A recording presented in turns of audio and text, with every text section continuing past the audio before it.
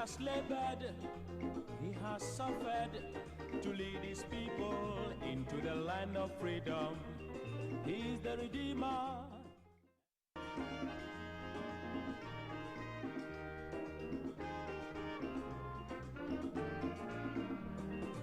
He has labored. It has become a consistent struggle and frustration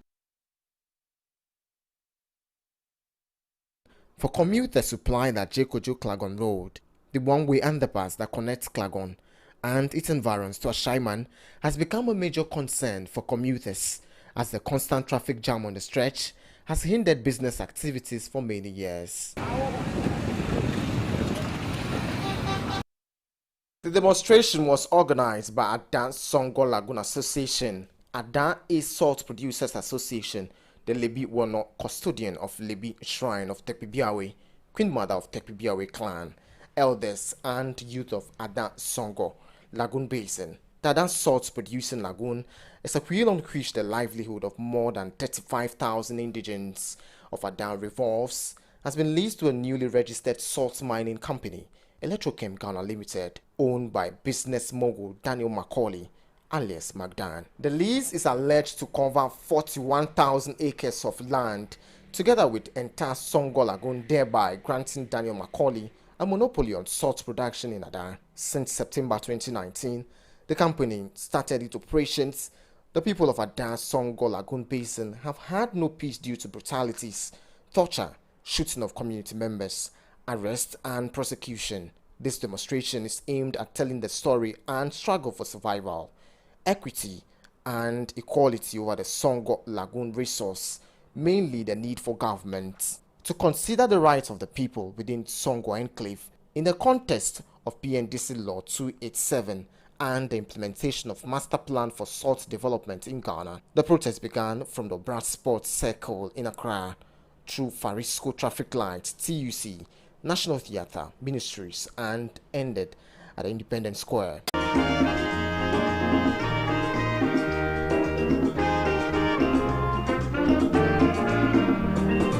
He has labored, he has suffered to lead. Thank you very much for making time to join us on the Matter of All Talk Shows, Alhaji and Alhaji. We are live from the studios of Pan-African Television. We are live on Radio Gold. We'll be live shortly on Facebook.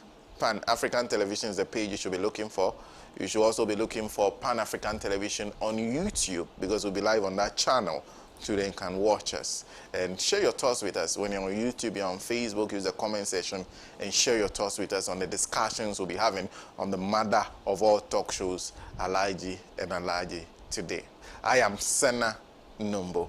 Thank you very much for choosing us. And a big thank you to our affiliate stations across the country. I'll be sharing them with you somewhere along the show so that you can follow and know where to tune to in case you're on the move. And in case you are somewhere, you have been using Facebook, you would like to try radio, you can go ahead and just tune in and listen to this show.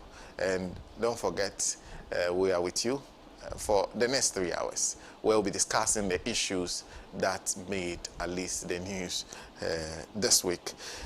This morning, we will be talking first about the Economist Intelligence Unit's report on election 2024. Specifically, that is what has received attention. They've been talking about Ghana in general. You know, their reports always talks about the country and from economy to politics, among others. But their projection is that the NDC has a good chance of winning election 2024. We'll be talking about that. Then we'll move on to the conditions of the Ghanaian worker, because we celebrated May Day this week. And we'll be talking about the conditions, because that was the talk that dominated the celebration that was held in Bolgatanga. The Trade Union Congress Secretary General took pains to talk about the incomes of the Ghanaian worker and how that needed to be improved in the midst of the circumstances we find ourselves, prices of goods, among others. Then we'll end by talking about the minorities indication. In fact, he said it on the floor, the minority leader, Dr. Kesala Toforsen, indicated on the floor of Parliament when Parliament resumed for only one session that they will be pushing for a probe into the report that is attributed to Professor Frimpong on the fight against illegal mining. Professor Frimpong was the chair of the Interministerial Committee on Illegal Mining. So those are the three issues we'll be talking about this morning.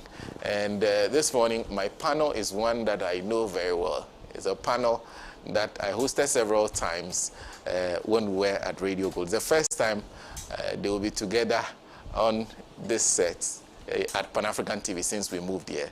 Of course, sitting right beside me from the start is Mr. Bernard Mornah. Comrade Bernard Mornah is a former chairman of the People's National Convention.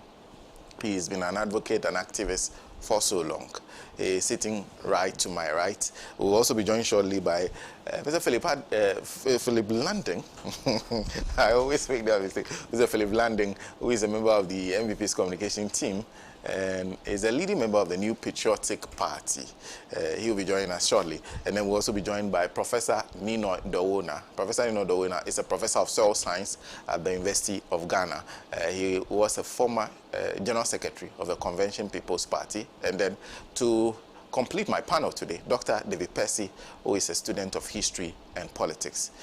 That's the panel that I'll be working with today. Yes, he's an agronomist, but he prefers to be called a student of history and politics. So that's the panel that I'll be working with today. We'll start the conversation with the EIU's prediction. The prediction is that the NDC has a good chance of winning election 2024. And I start from my right because I have Mr. Bernard Mornah here.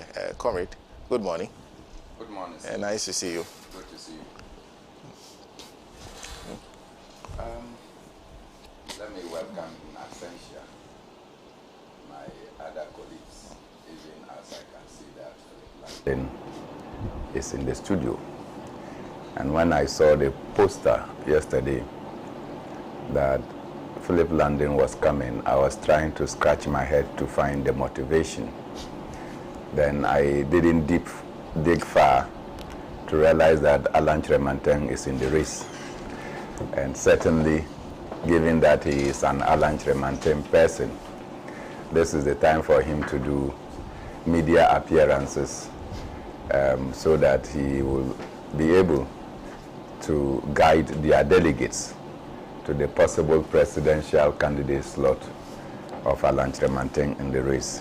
Actually, he's indicated to us earlier on his availability to be on the show. So we are the ones who have not actually extended that invitation to him. So I know Philip Langdon well, and his very good friend is Dr. Pessey. And I'm assuming that Pessey will come late, so there will not be any attempt for Philip Langdon to get angry at the pronouncement of Dr. Pessey. So I welcome Big Bro to the show. I've not seen you in many years now. I hope you are doing well. Yeah. And I wish you and your presidential candidate the very best in your contest. I oversaw a story that says President Kufuor said that Alan is the best man and it is Alan's turn. Whatever that means, I don't know, but I pray that they will conduct themselves in the decency that the atmosphere requires so that their campaigns will not degenerate. First and foremost, elections are determined by many factors. Some of them could be economic, some of them could be cultural, some of them could be social, and above all, they could also be determined by the kind of personalities that are involved and their ideological stance. It doesn't take more than this for elections to be determined. On the economic front, elections are largely determined by the circumstances of the people, their well-being, and how the economic situation will determine whether they will be able to survive under a particular regime, given their policy pronouncements or otherwise. On the social front or cultural front, you can look at issues of your cultural lineage, your socio-economic orientation, the kind of circles that you find yourself in, and above all, in our African context, except in the case of Tanzania, tribe plays a very important role in our politics. So to that extent, one will want to look at what are the factors that will influence the electorate to vote for one. At the other side, which has to do with personality, you look at sometimes the physical appearance of a person, whether the person is capable of running the show or not. And as is contained in some other elections elsewhere, when you are beautiful, that alone can attract you a 10 to 20% votes. When you are handsome, that can attract a 10 to 20% vote. And then the other qualities will come to play, your ability to communicate your ideas eloquently and effectively. The economic intelligence units over the years have been predicting largely on Ghana's elections. And I think just last year, they were unsure whether there was going to be a change in the politics of Ghana away from the New Patriotic Party in election 2024. This year, they have come with the clearest pronouncements ever that election 2024 may be determined by, or would be won by the National Democratic Congress. And I think that in the previous ones, they had given a caveat that if the candidate of the New Patriotic, the National Democratic Congress was changed away from John Dramani Mahama, they could win the elections in 2024. This time it is not that explicit. They are just gone straight to say that the NDC could win election 2024. They are doing this, as the economists would say, on the basis that holding other things constant. That is, if Langdon, Nii Noi Dowuona, and myself will not form a new political bloc that has the capacity to dismantle the existing duopoly of the NDC and MPP, because they've not seen anything of that nature. So if it is possible, for instance, that Professor Nii Noi Dowuona, Philip Langdon, and myself could carve up a political strategy to form a new movement that will change and tilt the equation away from the prediction of the EIU.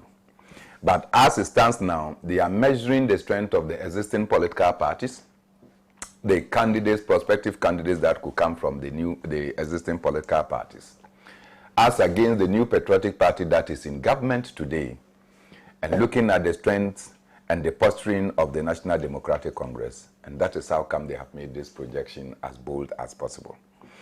I have no doubt that in terms of where we stand in our politics today, President Akufo-Addo has not only done a disservice to the people of Ghana, but he has done a major disservice to the political party that he belongs to.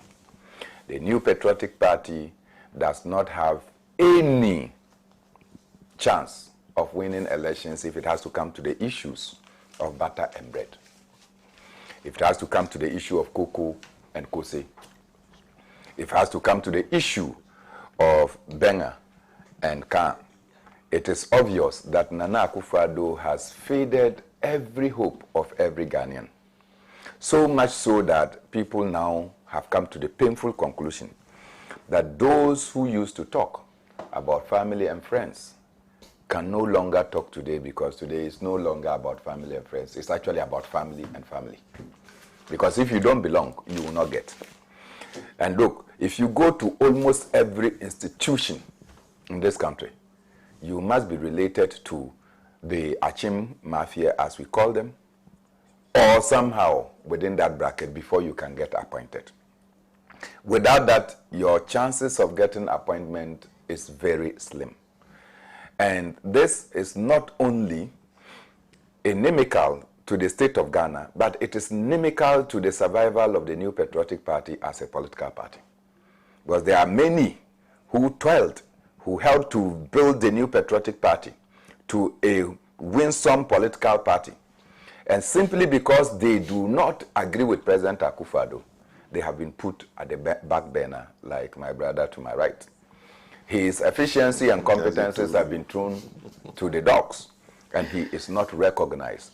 In fact, he is in opposition. He is in opposition at the time his party is in government. A new advocate. You know.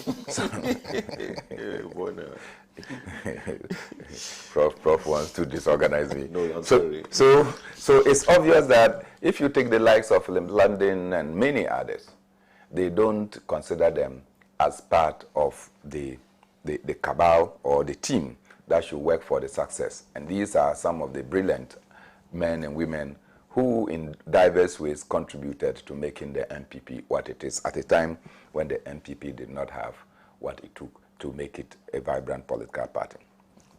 The other shade is that President Akufo-Addo not only surrounded himself with his family members, but he has surrounded himself with a lot of misfits in government.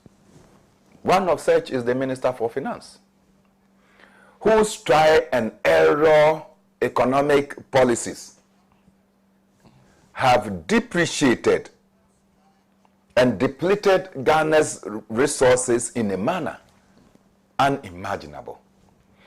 This is a Minister for Finance. Every policy he brings in, you will see that it backlashes. This Minister for Finance does not believe in the potent policy pronouncements that President Akufo-Addo made prior to becoming president. Some of the potent policy pronouncements Akufo-Addo made was that we were sitting on money. Bad leadership is the reason for which the people of Ghana are suffering. And therefore, we needn't borrow money from anywhere. Vice President, then running mate to Akufo-Addo, would go on a rally in Kaswa and say that he has worked in the Bank of Ghana and that he knows that all the money that Ghana needs in order to become a buoyant country is within Ghana and we didn't need to borrow. And that the reckless borrowing at the time of John Mahama and his administration were largely responsible for the suffering of the people of Ghana. Who will not believe that? And of course they went further to mention the resources apart from the human resources that we have, that Ghana could tap into in order to overcome our economic plights. Moving forward, they even told us that it is unimaginable for anybody to think that you can tax your way to prosperity, and that by that we're going to move away from taxation to production. You go and appoint your brother as Minister for Finance. When he comes into office, he turns your policy pronouncements on his back. One, the Minister for Finance, on assumption as Minister for Finance, went on a borrowing spree, contrary to the pronouncement of President Akufo-Addo. So that is why I say that he's a misfit for the agenda of President Akufo-Addo. Because President Akufo-Addo doesn't believe in borrowing. Minister for Finance believes that the only way we will be able to salvage ourselves is to go on a borrowing spree. And indeed, we are still borrowing. Just this week, 7 new loans were passed. So we are still borrowing at a time that our debt portfolio is unwieldy and it is giving us economic crisis. We are still borrowing. As for taxes, I need not talk about the taxes that have been imposed on us, including the 3 new taxes that have come to further worsen the plight of the people of Ghana. So anybody looking at these economic trends will have no difficulty in coming to the conclusion that the NPP cannot and will not win election 2024. Moving forward, the most painful aspect is that we go and borrow this money, Euro bonds and what have you. And then Ken Ofori-Atta will come and sit down and identify foreign contractors and pay back. The local contractors, some of them, 100,000, 50,000 jobs that they have done, they have used their own resources. Some of them have gone to banks to go and borrow. These people are denied their little monies. Some of them are owed for the past 6 years, they have not been paid. The banks and other institutions from where they have borrowed the money to do the job for government are chasing them. Some of them are suffering terminal diseases as a result of the pressure that they are going through. All these people and their workers are so disappointed that they cannot wait for election 2024 to arrive. And so the Economic Intelligence Unit's report, I think that without any scientific analysis, will go to point that MPP is lost. In the current political situation, it is the NDC that has positioned itself as a substitute to the New Patriotic Party. And therefore, who will the Economic Intelligence Unit predict as the next winner of the elections aside the NDC? But as I said, there are still more days. 3 months to elections, things can change. Things can change when there is a new political dynamic and a new political situation that erupts in this country. That will be able to say that we have had enough of this duopoly that has served this country for nearly 30 years, and they have ravaged this country from bad to worse. This same team, as I say, both of them believe in IMF as a solution to the economic problems of this country. We don't believe that IMF can ever constitute a solution to the economic problems that we face as a country. The United States of America, for where the IMF and the World Bank operates, they never go to the IMF or World Bank to go and seek economic relief. The United States have run into economic crisis. They find their way out because they don't believe in the efficacy of the IMF and the World Bank. How come that we developing countries will continue to look at these countries, these institutions, as a panacea to the woes that we face? Anytime you go for one IMF, you are sure that you go for 2, 3 more IMFs. Because by the time they finish taking you out of your economic problems, or the temporary economic problems, they have created a big gutter that you are going to fall in. And so, from the days of the structural adjustment programs, the economic recovery programs, to the PAMS card that is supposed to mitigate, and they themselves realize that anytime they introduce this adjustment, they bring about the social cost. There is an increase. It disorganizes the society. People will be laid off. Tariffs will go up. Cost of living become unbearable. So they instituted a program to mitigate the social cost of adjustment at one point in time. Moving forward, when they said that Ghana was the darling boy, we were doing better, no long than this pronouncement was made, President Kufuor won elections, and they said that Ghana was a highly indebted poor country. Then, all of a sudden, we were told that by joining the highly indebted poor countries regimes, Ghana had overcome our economic problems. And they quickly accepted Ghana as a lower middle income country. That is to say that we cannot go, or this time we can go into the international financial market to go and borrow. Probably that is the beginning, or that was the beginning of the current economic problems that we have. So people started going to the Euro bonds. They went to the international capital market to go and look for bonds, raised money. The rate at which you borrow is different from the rate at which you would have been borrowing from well-established financial institutions across the globe. In fact, because of that, don't forget that we, at one point in time under Osafo Mafu, almost borrowed money from a hairdressing salon. We almost borrowed money, but for the vigilance of the opposition at the time, when we traced the address, it landed, and I think that the Enquirer at the time did a very good job under Raymond Archer, that they were able to trace the address of the institution that was lending Ghana money to a hairdressing salon in the United States of America. So obviously, some things have gone bad. Throughout this period, the IMF and its solutions, whether it is in Bolivia, it's in Argentina, it is in Uganda, and everywhere, including Ghana, the result has always been that they have failed in solving the problems of these countries. Rather, they magnify the problem after we are coming out of the IMF and we are compelled to go back to the IMF. Why not? Because they also have to pay their staff. And they have to find a way to ensure that you are perpetually burdened debt-wise. so that you continue to come to them. And when you continue to come to them, their institution blossoms. They make money, and then we go forward. So I think that by all the influences, the EIU that in the past used to do all this intelligence for the New Patriotic Party are themselves disappointed by the conduct of President Akufo-Addo and the handlers of the economy. They are disappointed by the fact that President Akufo-Addo has turned the presidency as an chiefdom where many people are employed or given offices simply because they belong to the side of Akufo-Addo or otherwise. Worst of all, just a few days ago, at a time that the Trades Union Congress, for instance, decided to tell President Akufo-Addo, downsize on your government. President is appointing somebody for mortuary and funeral affairs in this country. And guess who? That person is a husband to a deputy attorney general. So obviously, if you don't come from within the cycles, even somebody to handle dead bodies will have to come from within the same cycles.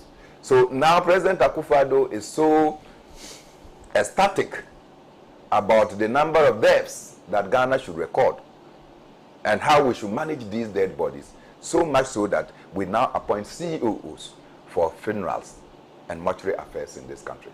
Certainly, when you have such a leader without vision, such a leader who has lost all the tact and is leading a political party, it is obvious that that political party cannot gain favor of the people of Ghana into the next elections. And that is why the EIU report and prediction may come through in 2024, only if we still have the current political parties in their mushrooming space contesting the NDC and the NPP. That one would say that the NDC will win election 2024. Thank you. Thank you, Comrade Bernard Mornah. Will lead our new party. I will be your chairman. President Langdon. Even before the party is from positions. So well, I have You see now, they go say that party it will be friends and friends party. But we are not my friends. We are the You see now. Before I move on to Mr. Langdon, just to acknowledge Faizatu ELB's father. Faizatu says his father is always watching the show. All he needs is his ginger coffee. His name is ELB Abdallah Suleiman. So, good morning to Mr. ELB Abdallah Suleiman. We know you're watching us live. Mr. Langdon. The pistol from Bernard Mornah. I don't know, is it Brigadier cap with the 3 stars? Anyway, nice to be on the program. Yeah. Yes, Sena, good morning. Good morning. Good morning. Good morning, Prof. Good morning, my brother. It's nice to be in there. All of you are growing back. We are senior citizens. Yes, yeah. You see, in this world, some people have some problems. If yours is just going back, you take it as. Yes, it's been good. Thanks for the invitation.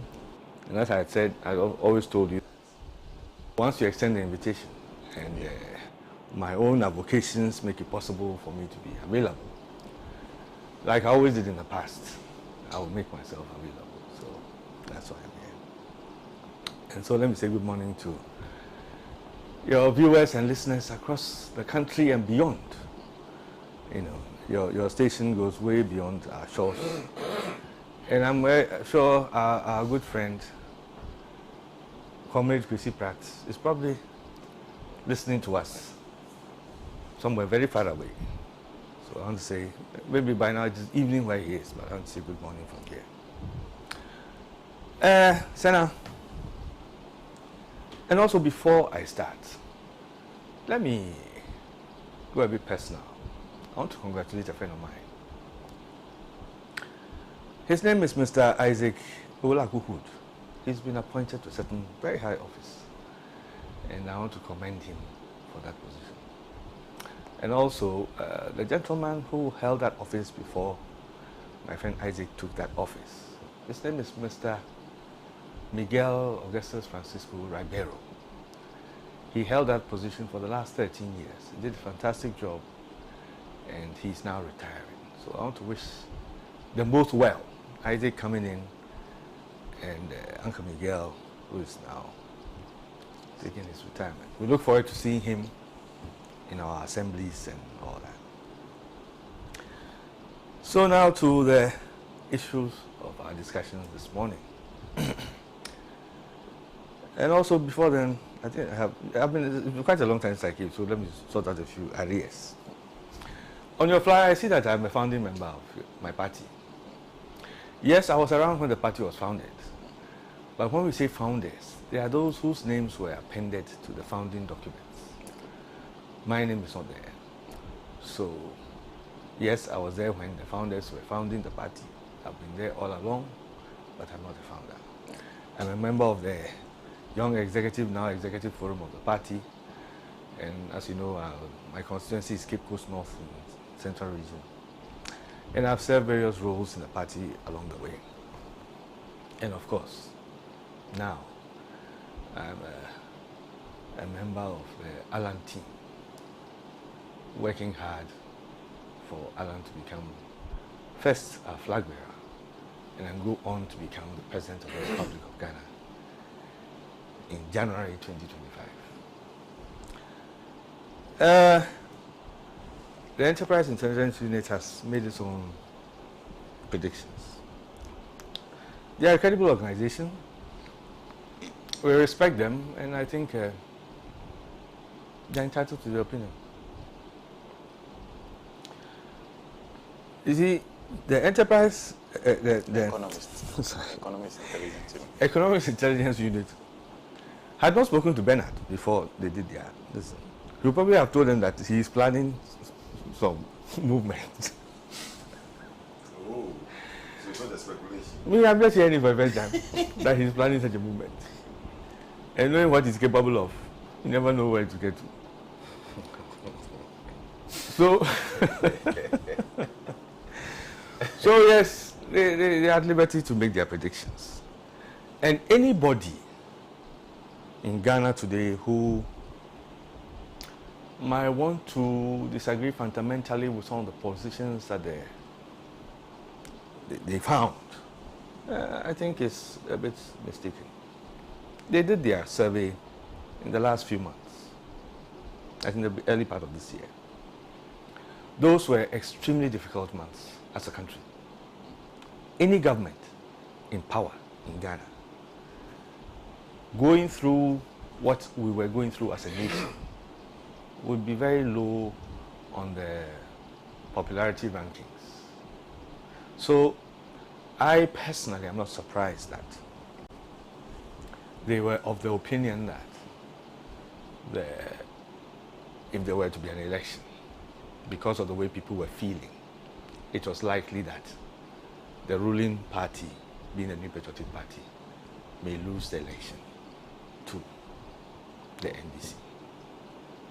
At the same time, too, they also said that if the NDC organizes itself, etc. So there are so many variables in the whole thing.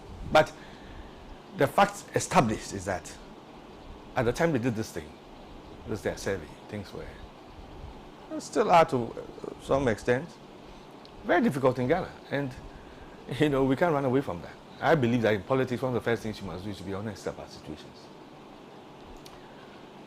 Things have not been easy. Yes, it is true, the whole world is having problems. In the US, they're having problems with their banking sector. In Europe, far away Asia, everywhere, they're having problems because of what the whole world went through as a result of COVID lockdown, the Ukraine war. But it's also true that as much as many countries are having difficulties, some countries are not having the kind of difficulties that we are having. Some countries have actually been able to take advantage of the situation to turn certain things around. Zimbabwe, for the first time, is producing wheat because they realize that, do we always have to sit there and wait for Ukraine to ship their wheat to us? Let us also begin to cultivate. And Zimbabwe, our sister African country, yes, maybe their environmental conditions might not be the same as ours, but that is a signal in itself. Our neighbors to the north, Burkina Faso, they export tomatoes to us. We should be exporting tomatoes to them. But this is the situation. So yes, there was Russia, Ukraine, there was COVID and all that. So things are difficult as they are all over the world. But things did not necessarily have to get as low as they have got to now. That is a fact of life. So if as a consequence of all this, this credible organization has come to the opinion that it is very likely, that's also what they said, they didn't say it was for sure, very likely that power might shift to the alternative party being the NDC come 2024. They themselves are also very well aware that in politics things can change. Things can change and change very rapidly. All manner of things can change. So what they have said is not sacrosanct. And that is where the challenge comes for those of us who are active politicians in this time to first of all come to terms with the reality of the findings of this very credible unit. Analyze it very seriously and find ways to turn things around. That, I believe, is the surest way we can demonstrate and prove that they were wrong. If we turn things around and we're able to come out with our messages and now demonstrate to Ghanaians that yes, it is possible to turn things around better than it has ever been seen, and Ghanaians buy into our message and have faith and confidence in us, it is possible that we can change it. And we can change it and things will change for the markedly better situation. It can be, it has happened in other areas. Like I said, Zimbabwe. What problems doesn't have Zimbabwe have? And not just them, many other countries. They have their challenges, they have their problems. Yet, as is the case in the lives of each of us, when you have a problem, you don't sit down and cry. The problem in itself should challenge you to find solutions, to find, to think out of the box and come up with, the problem should be a challenge to you. You should use it as an opportunity. Other people have the same challenge, and it spurred them on to become where they got to or who they became. So if there's a problem, you don't sit down and just throw your hands in the air and say, well, give yourself excuses that because of this and because of that, so therefore I'm where I am. No. You do what you need to do. And when we are in a troubled situation like this, we don't need the International Monetary Fund to come and tell us what to do. We know what we should do. We know what we should do. We don't need IMF to come and tell you. You don't need IMF to come and tell you that, look, you don't have enough money to cover some of the things you want to do. It's fundamental. So what do? The things you want to do, start reconsidering them and reduce the number of things you want to do. It's simple. It happens in everybody's situation. So if we have found ourselves here and we have to go to IMF, yes, another thing about IMF too is that they want you to come out clean. How much do you owe? Be round with them. Don't hide anything. Let everybody see. And when everybody has seen, and you come to them honestly that, look, this is my situation, things are this bad, then it's okay, we can lend you so much over this period. And when this money comes, we expect you to use it like this. You see, when they are lending you the money, then they begin to dictate to you how you should spend the money and how you should spend other monies to justify them giving you that money. You don't need, it didn't have to come to this. It didn't. It didn't have to come to this at all. But like I'm saying, this is where we are. So since this is where we are, we have to accept the situation, tackle the problems, deal with them honestly. Tell the people of Ghana what the facts are, what the situation is, and then we deal with it. And in doing this, my brother Bernard made a comment about, how it's like we go to IMF intermittently. We're always going to IMF. We go to IMF, we come out, we go back to IMF. It's wrong.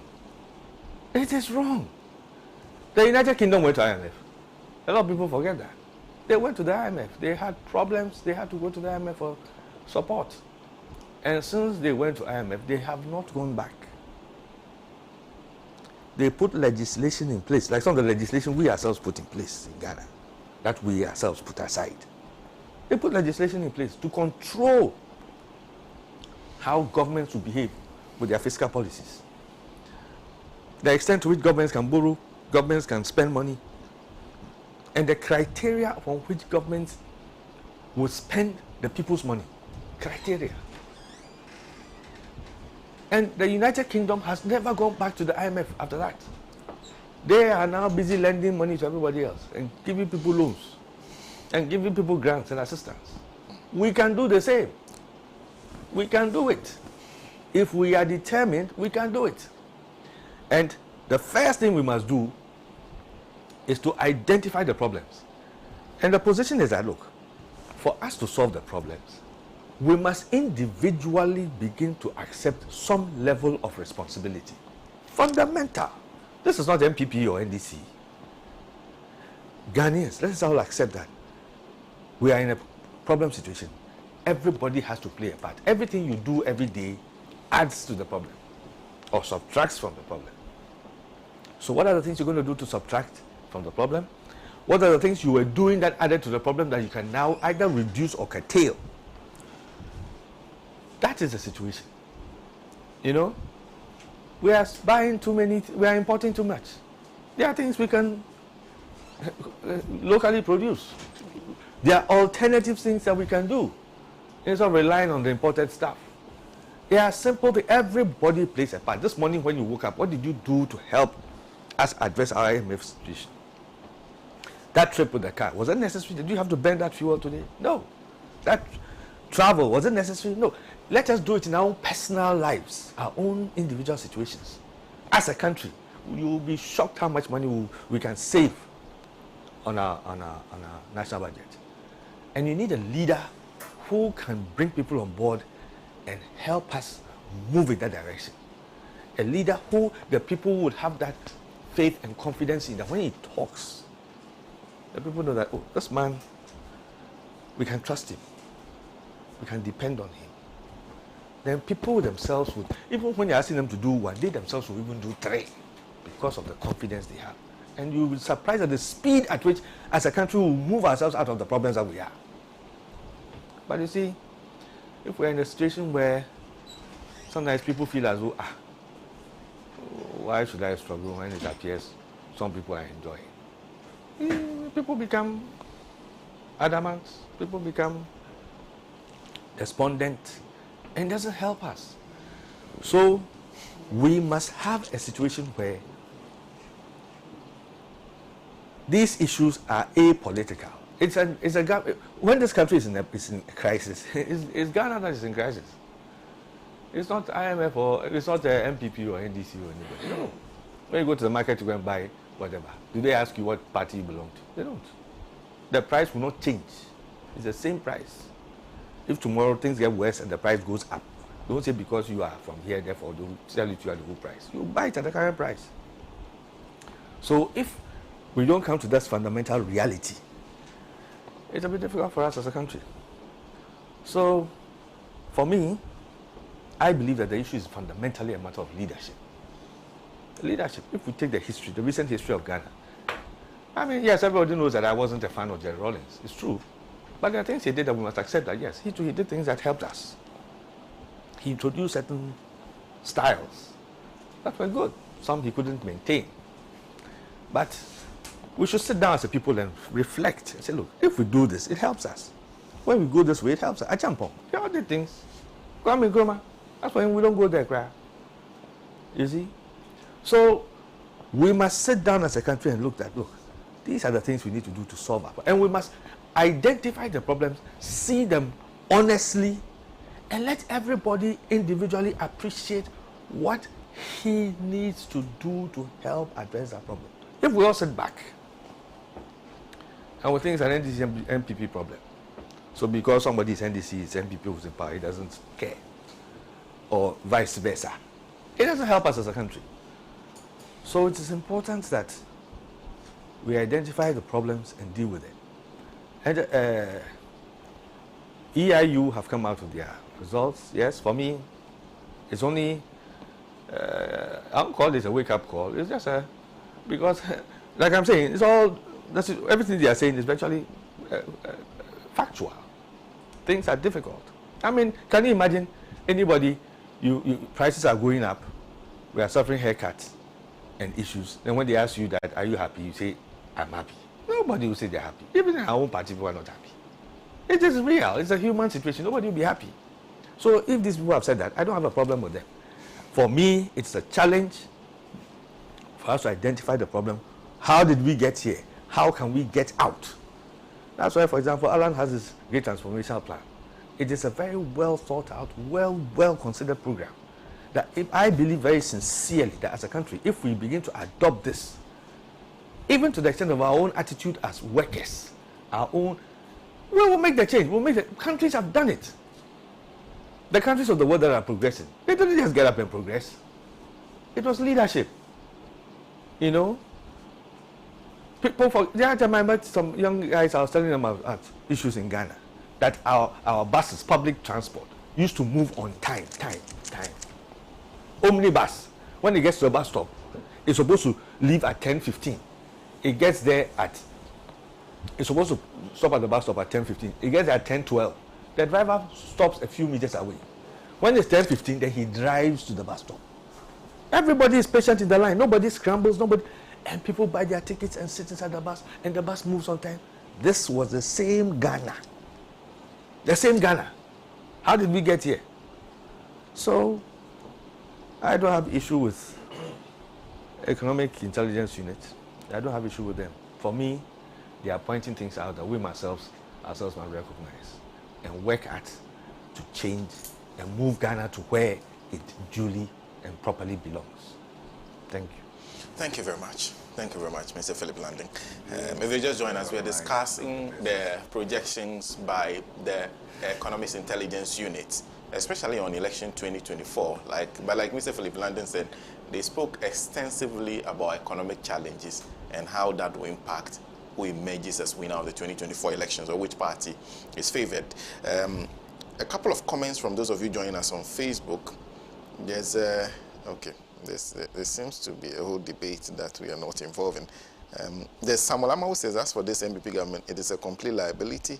It has only taken power not only to waste our time and resources, but also to destroy every aspect of our economy. For the first time, after making all noise whilst in opposition, they have, due to their incompetence and cluelessness, has led the country to bankruptcy and a junk status. That's Asanko in Santa Maria. There's Musa Batwa who says, Sena, EIU report is just a tip of the iceberg. The fact is that Ghanaians are crying for help because they are feeling unprecedented hardship. Raising 3 square meals a day has become unattainable. Okay. The 2024 election is going to be a second independence of Ghana. So Ghanaians should rally behind rescue mission to save Ghana from a total collapse. Inshallah, JM is coming. That's coming from Musa Batwa. There's also, Eric Kure says, I think he's only interested in Mr. Bernard Mornah knowing this. He's watching us live from Patal, Nandom, in the Upper West region. He says, please, Sena, help me tell Comrade Bernard to get me one of the berets. So, Eric wants your berets.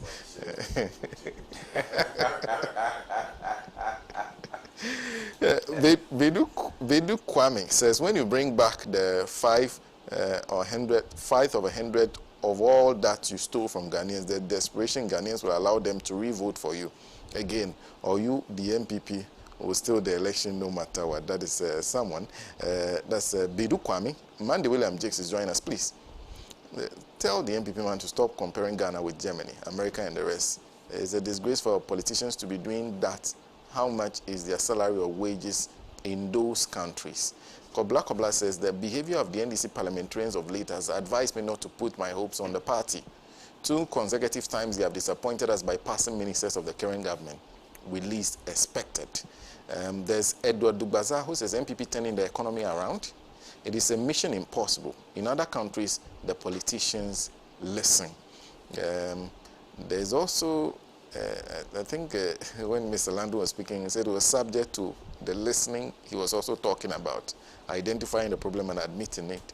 Sule Mana Abdul Rahim says now the EIO has done a proper survey. Else the Ghanaian would have taken the ordinary man serious in KJTR serious on election survey than the EIO. Lengi Chawena team. Okay. That's why I said there's something else happening on my Facebook page that has not concerned the program. Kofi Kokuvi says if the constitution is not strong enough to criminalize the president on all his fraudulent exposés, then the president must be taken to the International Criminal Court if our judicial service is afraid of him on the, okay, he's talking about the gold mafia.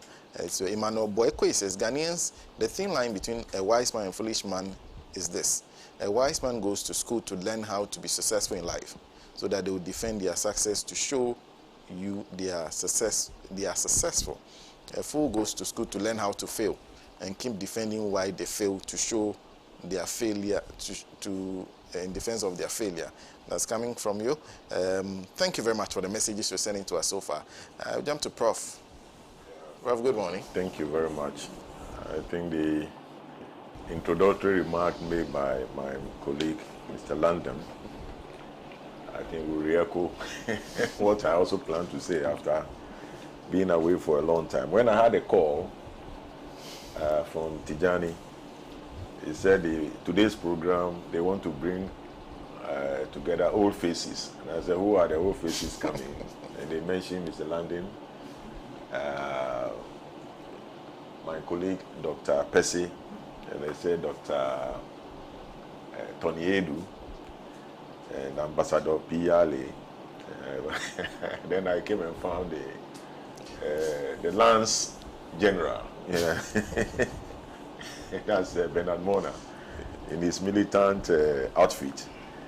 So I also associate with that, as I said, and I'm pleased to be back again, even if it is one-off.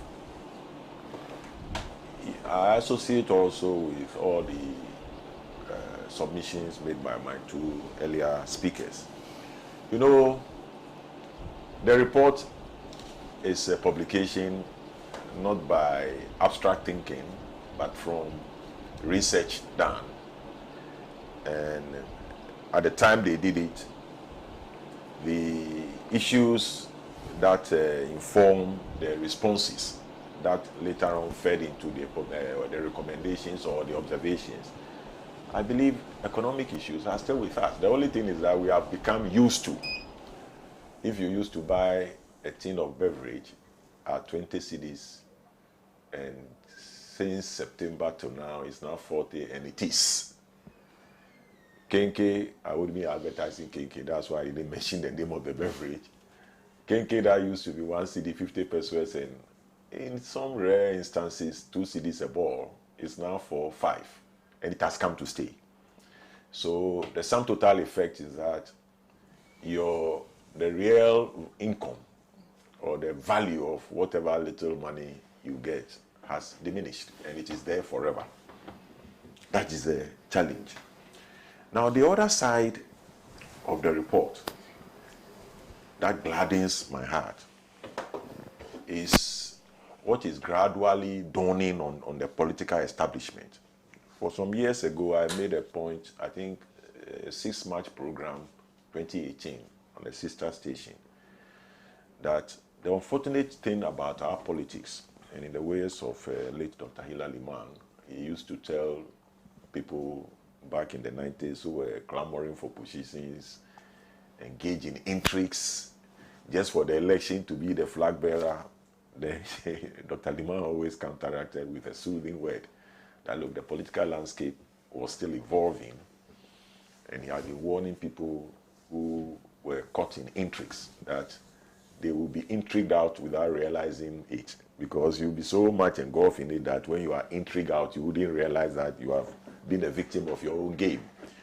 So it's still evolving. So you see, the demands that are placed on governments, because in the advanced democracies and the legislative framework that makes what Obama told us, institutions to work, and the very key arms of government, the executive, the legislature, and the judiciary, all working in tandem, that we don't behave or act below a certain level. He made a very good point, and I think when we get to the second question, the second topic on the conditions, that will touch on the very act of governance. And what we see now, that do we have a constitution that allows a government of the day to borrow anyhow? Somehow, my colleague answered that. It's not like something that is utopian, cannot be done. In the UK example, and when we come to why we are where we are, 30 years or 32 years of practicing our constitution, whether this constitution is fit for purpose, and you borrow anyhow, the banking sector reform, we all sit here, I can talk for myself, we all suffered because of negligence of Bank of Ghana. Bank of Ghana, not maybe you cannot say the current governor, because the Act, Bank of Ghana Act is so clear. And why, with the huge remuneration emoluments paid to them because of the onerous role or responsibility imposed on them, that financial institutions that come under your direct jurisdiction and who are supposed to render statement of political parties, Bernard and others will know, Electoral Commission will be on your neck. Present, according to the law, your financial statement for the last year, or if it's an election year, separate from the main party one, parliamentary, etc. Always on us, and it is an offense if you fail to oblige, that they can even withdraw your certificate. So Bank of Ghana sat down, and banking institutions under their control ran anyhow. They had directors getting allowances for their role, and in the administrative setup, audited account, and they couldn't realize that they were going beyond what they should do, and life is normal. And I, like any other fellow, I overheard you one time talking about something, I wouldn't mention the name, that I had investment and realized that my capital was even eroding. My daughter has had investment 1,250. For 1.5 years, it rose to 1,500. Then the bank official said, the way this market value is going, she applied for redemption to just put it in savings so that she would not lose her capital since December. 1,250. And Bank of Ghana sat down, and life is normal. So state institutions are running. You see, so we'll talk about that. But on this topic, the contents or the observations just reflect the reality on the ground. And back to the program that I talked about, I said it will get to a point, and it's gradually getting there. It's even already started showing, if it's chapter 1, that you sit in Flagstaff House as elected president with air conditioning and you'll be sweating. And I believe nobody needs to tell you that the president is not having life easy. Not that anybody is harassing him, but for the oath that he swore and all the years of campaign and the mandates given him, I don't think he has sleeping nights. So these issues are real, and it's a good reminder or indicator to the two parties until Bernard's party emerges on the landscape to shape their manifestos and to be in sync with the feelings and wishes and aspirations of the people who matter. Power resides in the people. So you see, the MP for Subin, Honorable Eugene Boache Antwi, I was just going through the net, and he made a very good point. He said, sloganeering alone will not be good for the NPP, and that they should do a SWOT analysis to find out what really are the main issues that will inform a credible campaign, and even before that, to choose a leader. I heard the vice president speak on the platform or at an event, and he said very soon, and that was what was captured, taxis will run on digital, just like Uber had been doing. Public transport in general, so trotros will also. So you ask the question, and you list the myriad of challenges. It's very nice, but even Uber, people want to jump on trotro. Now Okada is the order of the day, because the other day I stopped at a station, and Okada came and they said they put 15 cedis petrol, and I said, oh, your tank how much? He said, oh, Daddy, you can take over 200, but this is to go to Accra and come back. I said, oh, you mix oil with the petrol. He said, oh, this one, the model we have now, uses only petrol. I said, but put, this is a Daddy, should they put and you pay? I said, me, I'm buying 100 myself. You see? So if you list the myriad of challenges confronting people, digitizing taxi operations and trotro operations, well, fine. Fine. Certainly, what will shape people's decision come the 7 o'clock when they start voting on 7 December next year.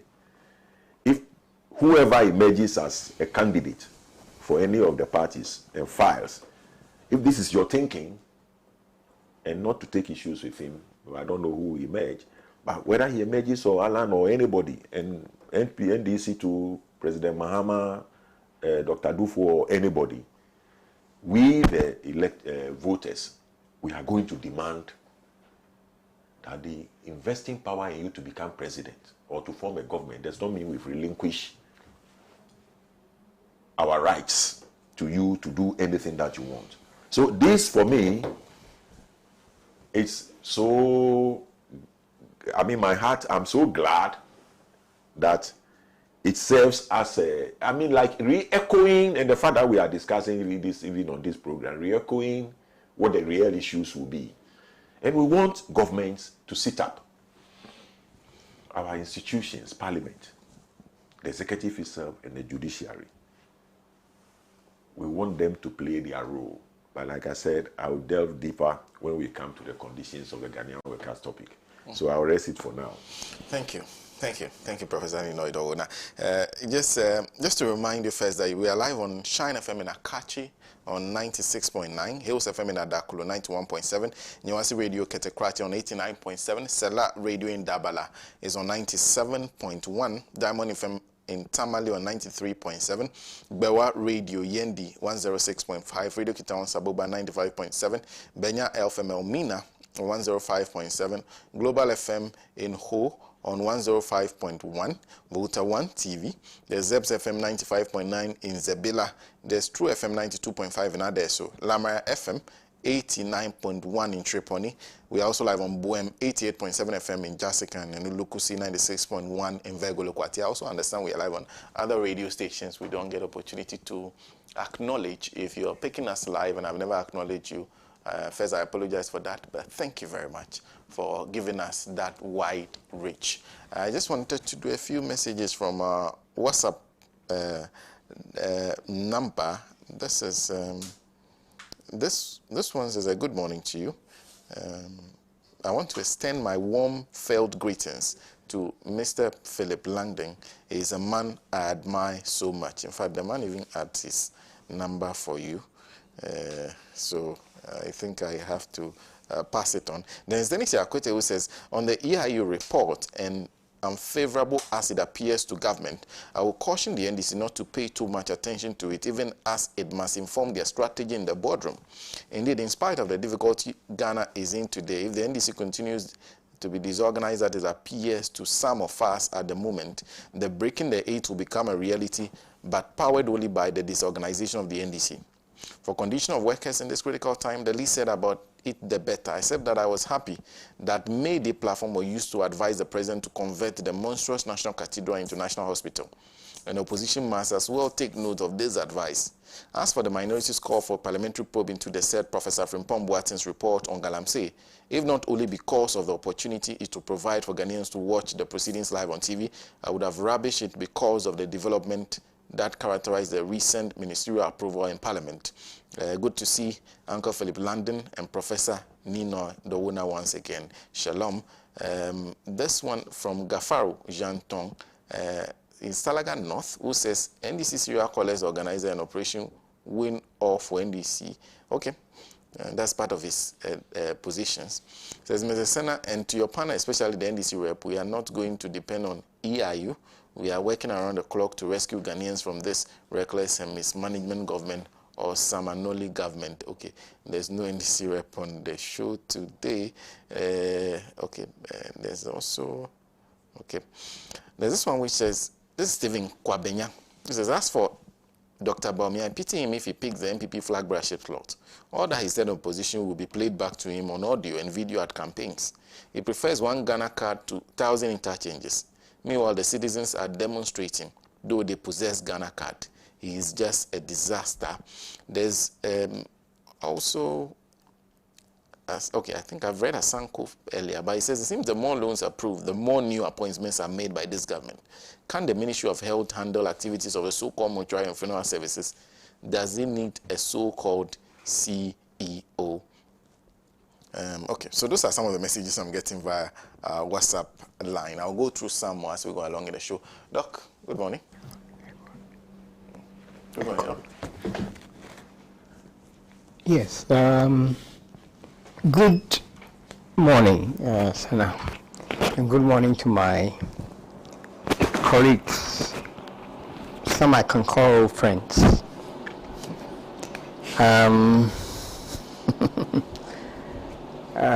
Actually, I'm not particularly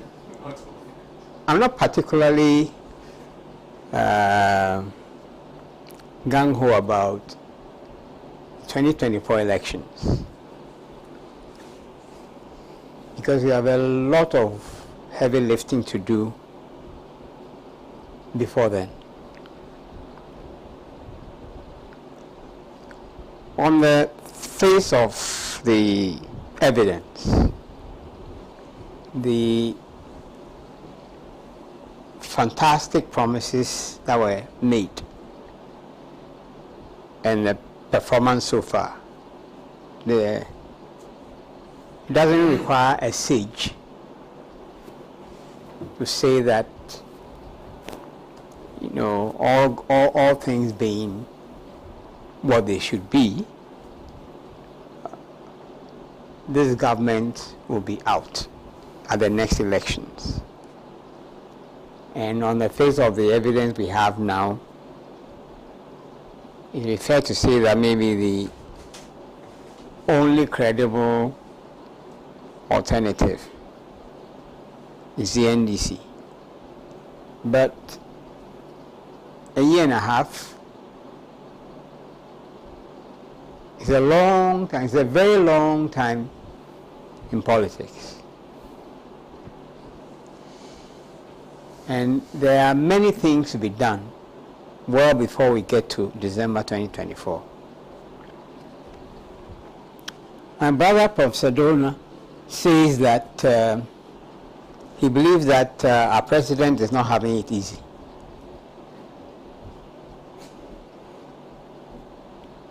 On the contrary, our president doesn't see any problem. Crisis? What crisis?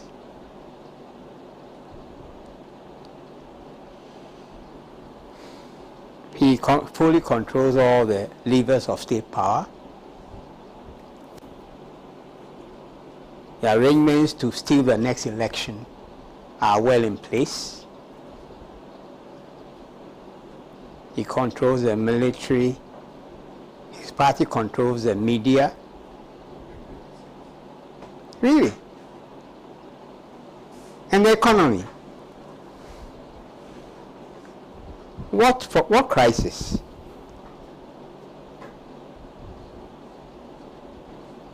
His cousin, who he authorized to run a Ponzi scheme so that they can repay the investments they have made so far in getting into power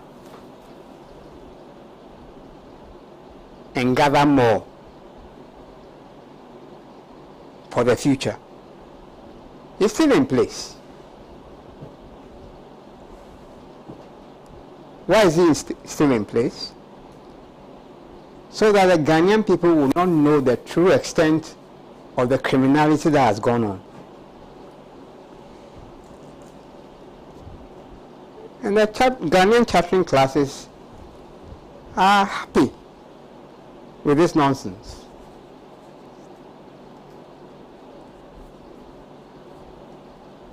So if our elections are just going to be turning one group of brigands out and replacing them with another, then what's the point? I see that you don't have a rep of the NDC here. But the NDC was complicit in the theft of the last elections.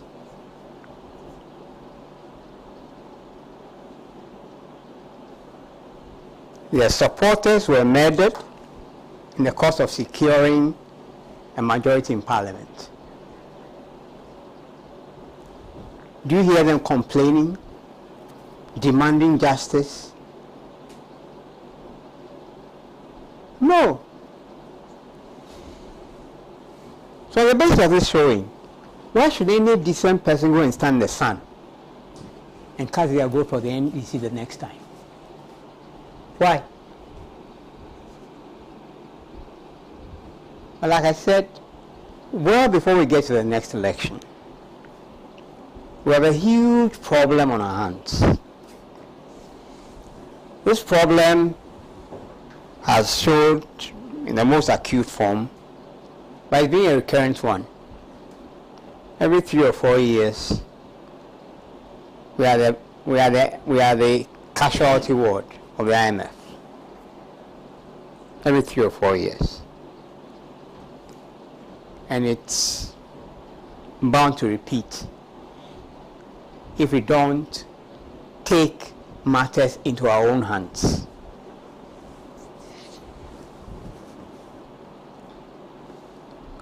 Yes, we give people a mandate to run our affairs, but they don't have a free hand to do just anything that they please.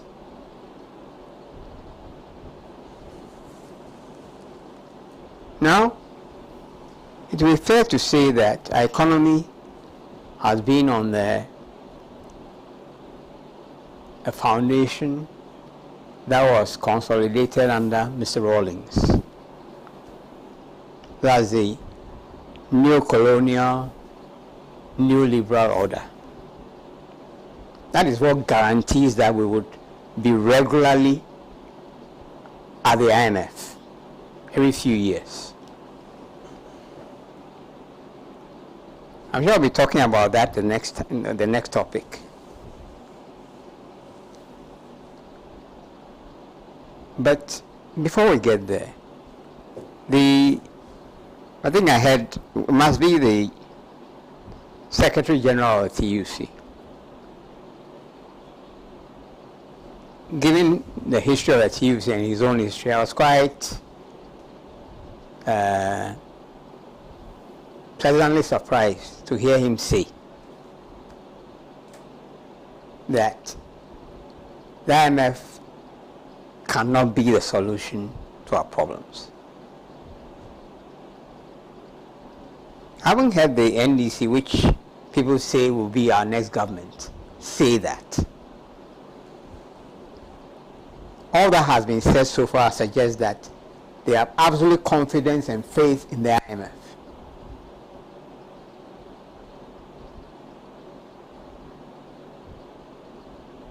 So if that is the case, then really what will we be changing governments for?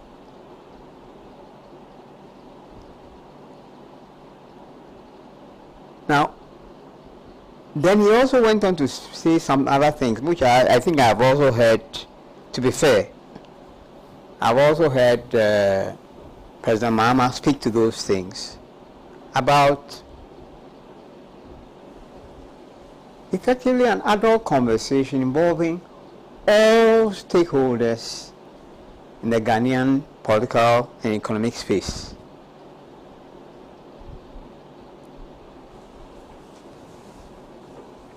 Thanks to this Ponzi scheme that has been run, where the finance minister simply borrowed to pay old debt and to spend some on the side and earn a commission into the bargain, we are in a huge hole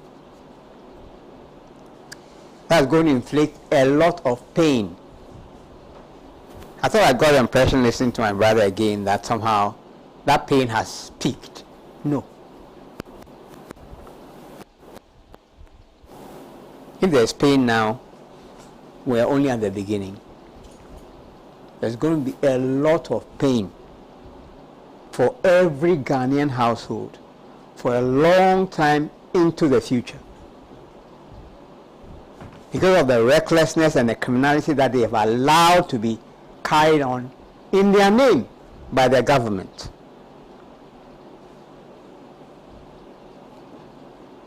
By having been reckless thus far, they compound it by just sitting and looking on like spectators, when they should be insisting that, hey, let's all sit round, let's come to terms with what the problems are, and let's fashion a solution that will work for all of us. None of that is happening. So the president's cousin is still in office, arranging things to secure the president's legacy. That can only be done with a lot of spending in the thief of austerity. Can you imagine it?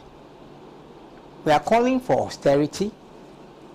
The program that they have is for a lot of spending so that the president can leave a legacy, so that he can hand over to another MPP government. And he has not hidden this. And everything is calm. So really, I think that to focus on the next election is to be reckless and irresponsible when there's work at hand. Now, there's work at hand now. If there are any persons or groups, interests, who think that they can escape the pain, that somehow the pain can be averted and that it can go on to others, they are woefully mistaken. But that is what happens when you have one group invited into the room, like the way it was done in the CPP at some point. So you have a conversation, and you have another conversation with another group, and on and on and on, until you all come around the same table and realize that no, it isn't what it looks like. You require a conversation with all the parties around the table, organized labor, employers, youth, women, all the political, social, and whatever forces you can think of. Everybody around the same table. What is the problem? Is it Russia, Ukraine? Then we can redouble our efforts to bring an end to the war.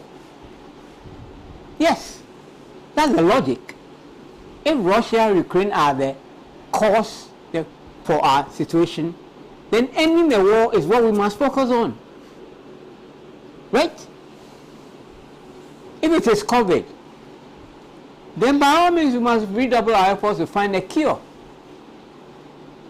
But we know that it is not COVID, it's not Russia, Ukraine. They are merely served to expose the criminality and the recklessness of our government. But they're still dancing around.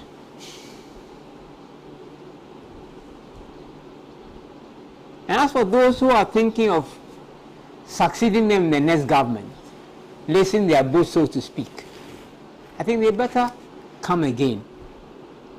The hard lifting is now.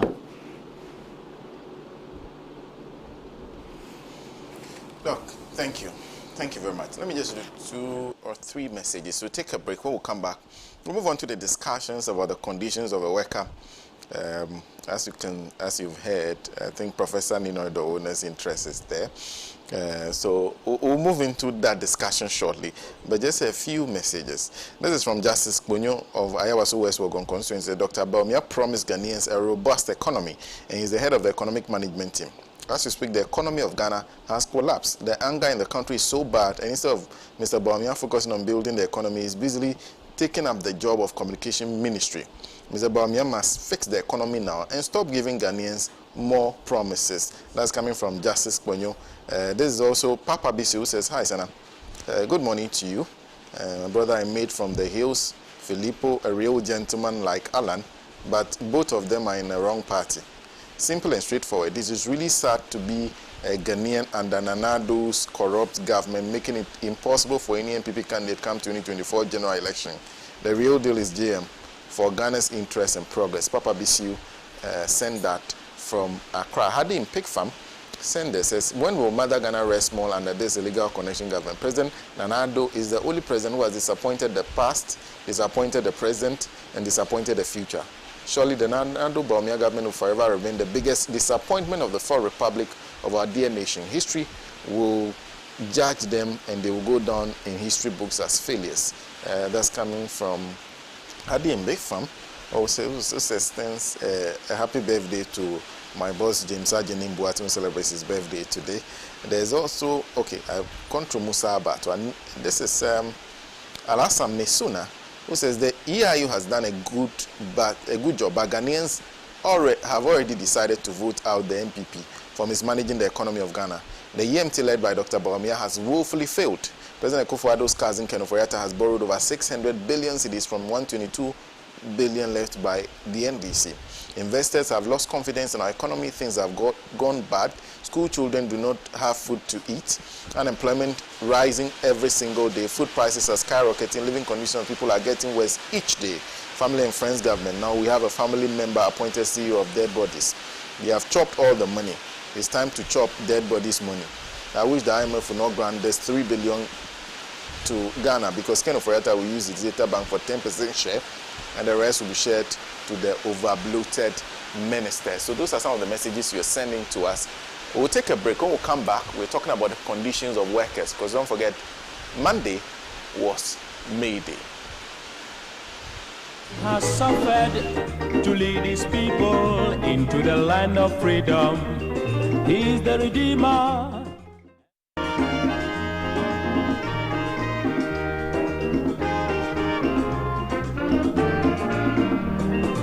He has labored, he has suffered to lead his people into the land of freedom. Hello, information. But I'm school. Me, I have still not got the money for that list of expensive building materials you sent to me. The price of the iron rods have been increased too much, had I? Madam, relax. Look, that's not why I even called. I just visited IPCP, where the engineers told me everything about Chosako fast floor. Chawako, please, those people are expensive. Are they not the people building those big houses in town? I beg going to catch them. Madam, in fact, I used to think the same until I visited their office today, and they gave me an estimate of how much it will cost. No, the estimate is free. It's cheaper than the one I even sent you. Wow. Building contractors, foremen, masons. Visit IPCP, the Trasaco Fast Floor. Engineers will assist you build an affordable, faster and stronger building. Oh, madam. It is done. Wow. Trasaco Fast Floor. Stronger, faster, and affordable. This is a Trasaco construction product. Hello, information. Madam, Me, I have still not got the money for that list of expensive building materials you sent to me. The price of the iron rods have been increased too much, madam, relax. Look, that's not why I even called you. I just visited IPCP, where the engineers told me everything about Trasaco Fast Floor. Trahuako, please, those people are expensive. Are they not the people building those big houses in town? I beg going to Madam, in fact, I used to think the same until I visited their office today, and they gave me an estimate of how much it will cost. Yomo, the estimate is free. It's cheaper than the one I even sent you. Wow. Building contractors, foremen, masons. Visit IPCP, the Trasaco Fast Floor. Engineers will assist you build an affordable, faster, and stronger building. Oh, madam. It is done. Wow.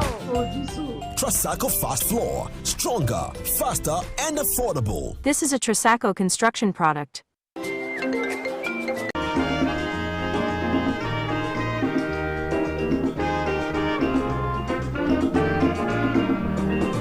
He has labored, he has suffered to lead his people into the land of freedom. He is the Redeemer. Thank you for staying tuned to the Mother World Talk Shows Alhaji and Alhaji, live on Pan-African Television from the studios in Abelenkwe. We're also live on radio on Radio Gold 90.5 FM. This morning I have in the studio with me Comrade Bernard Mornah. We're also joined by Mr. Philip Langdon. And then there's Professor Nii Noi Dowuona. Then there's Dr. David Pessey. That's my panel for this morning. We just went through the prediction by the EIU. Now we have to talk about current challenges, which form the basis for the EIU's prediction. And if you listen to the Secretary General of the TUC, he kept repeating the matter of incomes and the fact that something needed to be done. Either work is done to turn around the economy to the point where you can survive with the little income you have, or the incomes are improved. So we're talking about the conditions of a Ghanaian worker in the midst of the current circumstances we find ourselves. And like I said, Professor Nii Noi Dowuona will start on that issue for us. Prof. Sena, once again, I think the TUC leadership highlighted on what we all know. And he didn't say anything new. And I think this forum rather provides us with opportunity to once again dissect and bring to the fore where Ghana is now. If you've ever taken a ride on the train, all that the engine driver does is just maybe to make sure the speed checks, going through curves, etc. Unlike a driver of a vehicle who has to make sure if he's standing under the Agbofu bridge, he has to negotiate, be careful about the curve, etc. So locomotive, the curve goes this way, the train automatically moves that way. So we can say we've run since Nkrumah a locomotive type of economy, template. If it's been a military rule, they stage a coup and come with rhetorics, do what they could. At that time, they had support, and then when the support started waning, the usual thing, party politics, constitutional governance, then all the necessary legislative framework will be put in place, constitutive or constituent assembly, withdraw constitutions, ratify the constitution, then open or lift the ban on political activity. Parties are formed, euphoria, launching parties, rallies. Then the day of election, we vote, you swear in a new government, and they come and run the same template. And fortunately for us, since the last, over the last 32 years or 30 years, we've not had the turmoil of short terms of elected government. And so we can say, looking back, this is the 7th or the 8th government that we've had, isn't it? From 92 or 97th January 93. And what has changed? So the unfortunate situation perhaps for this government is that simplistic view that characterized the campaign, and sadly, having now come in 6 years on, still maintaining that posture or maintaining that belief that policies initiated will lead us somewhere. So recently, I think Parliament was summoned last Tuesday. What is it? $600 million or $750 million of new loans. 750. All through for services. For services. And if you're talking about billions and you have only 750, it's like talking about 1,000 and you have 7 cities, 50 pesos. So it's as if it's nothing. But adding to the woes, what have we been doing all over the years? The same economic model. The fallout from the economic recovery program and the structural adjustment program of the early 90s or the 80s. It's the same. It's the same. So when like he said, you are importing tomatoes, you are virtually everything that we consume. The biscuits I found on my left, I believe the water bottle that I find, the plastic cover, the bottle itself, Bernard's beret, the material, everything, whether it came in new or came in through bend down boutique, the local balance has it. Everything we import. So if you now find a cheap solace in saying it's Ukraine, Russia, or Russia, Ukraine, which is the other way, Russia, Ukraine. Well, there's a proxy war in Ukraine. Okay. Then COVID, etc. You realize we're talking about a government that is overwhelmed and mesmerized by the present condition with no way out. So we'll ask Vice President Bawumia, when you said the CD dollar rate will expose you, there's money in the country because you were a deputy governor. The lazy man's approach is to tax. Did you know that there are external factors or exogenous factors that control our economy? Or is the same propagandist rhetorics? You understand? The dollar rate. Now you're saying depreciation, the percentage depreciation is not as it was. What are you talking about? It was for me 4 CD to $1 in 2018, even in 2018 under your administration. Today, it's over 10. And it has come to stay. The tomatoes he's talking about, just get a land, 8 weeks you are harvesting tomatoes. Rice, 120 days, rice is ready in whatever form. Your FVV rice or whatever you guys talk about, 120 days maximum is ready for your motu or whatever form of rice you want to. Agricultural produce. And if it is long-term, what we call perennial, the fruit trees or tree crops, once they start bearing, it's every year cycle. The rains have come by August. But those seasonal ones, yeah, 6-8 months. Sorghum, corn, 90 days, 100 days. So if you are really serious and you want to turn things around, from last year to now, we should start seeing the indicators. I have farmers, I know farmers. People right on the ground will tell you last year and this season, they will not. Big time farmers, they said they will not. Because they calculate everything. Farming is not a small business. And if you cannot even get the fertilizer or the nutrient input, and if you can, you compare the price, giving land preparation, or all the practices, and you cost the practices, you will not venture into it.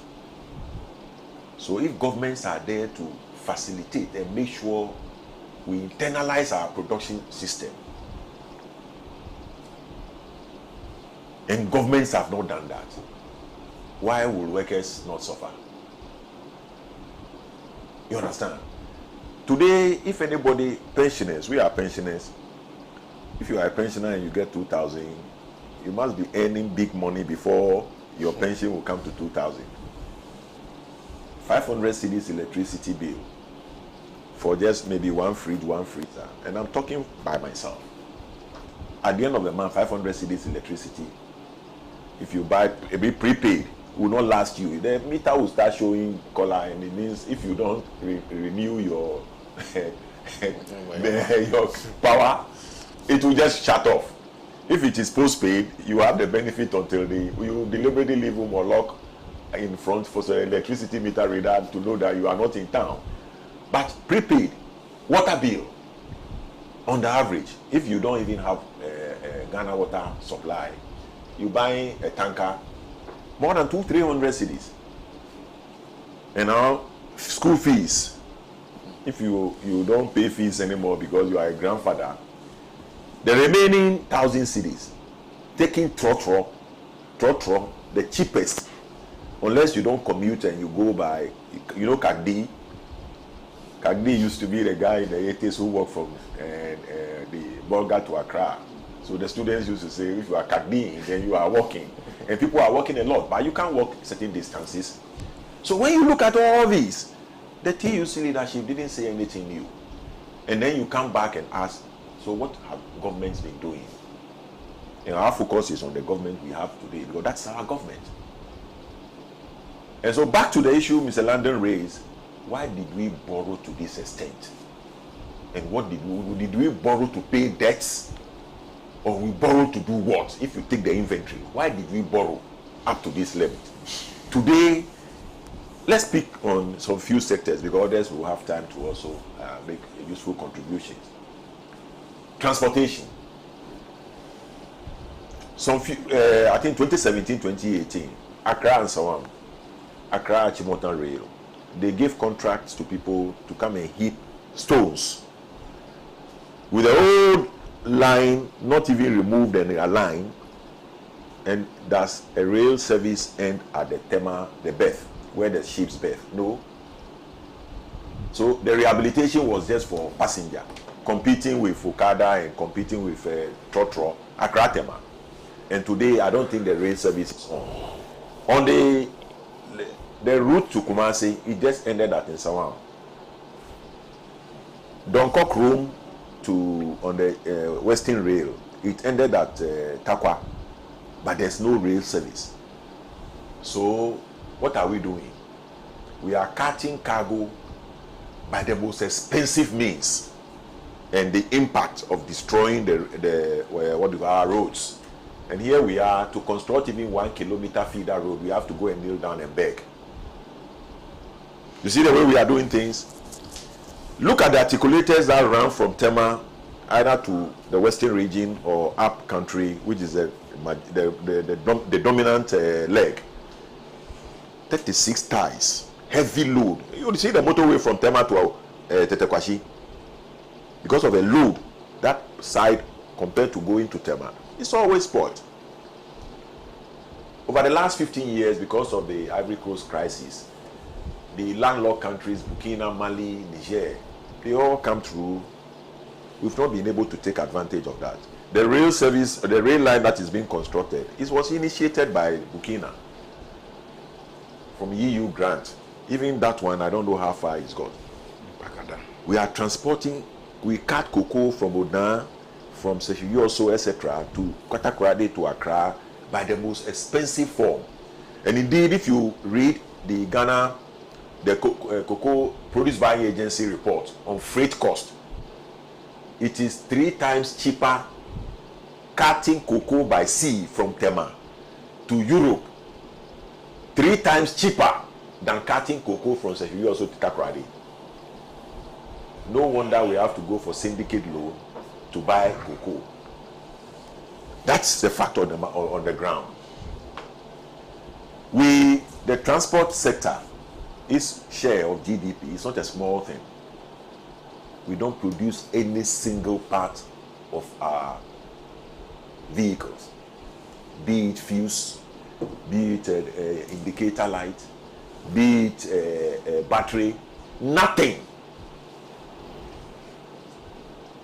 Some years gone by in living memory, the industrial area that has become spots of cathedrals, we produce everything in Ghana.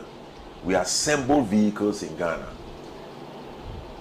I have a friend who died recently, but it was very recently. May his soul rest in peace. He worked with Makofi, and he will tell you they assemble Mazda cars, Mazda 323, 626, 929, Marco Polo buses, and they only brought chassis, but they were skilled workers who could wire a car or wire a vehicle from dashboard to tail.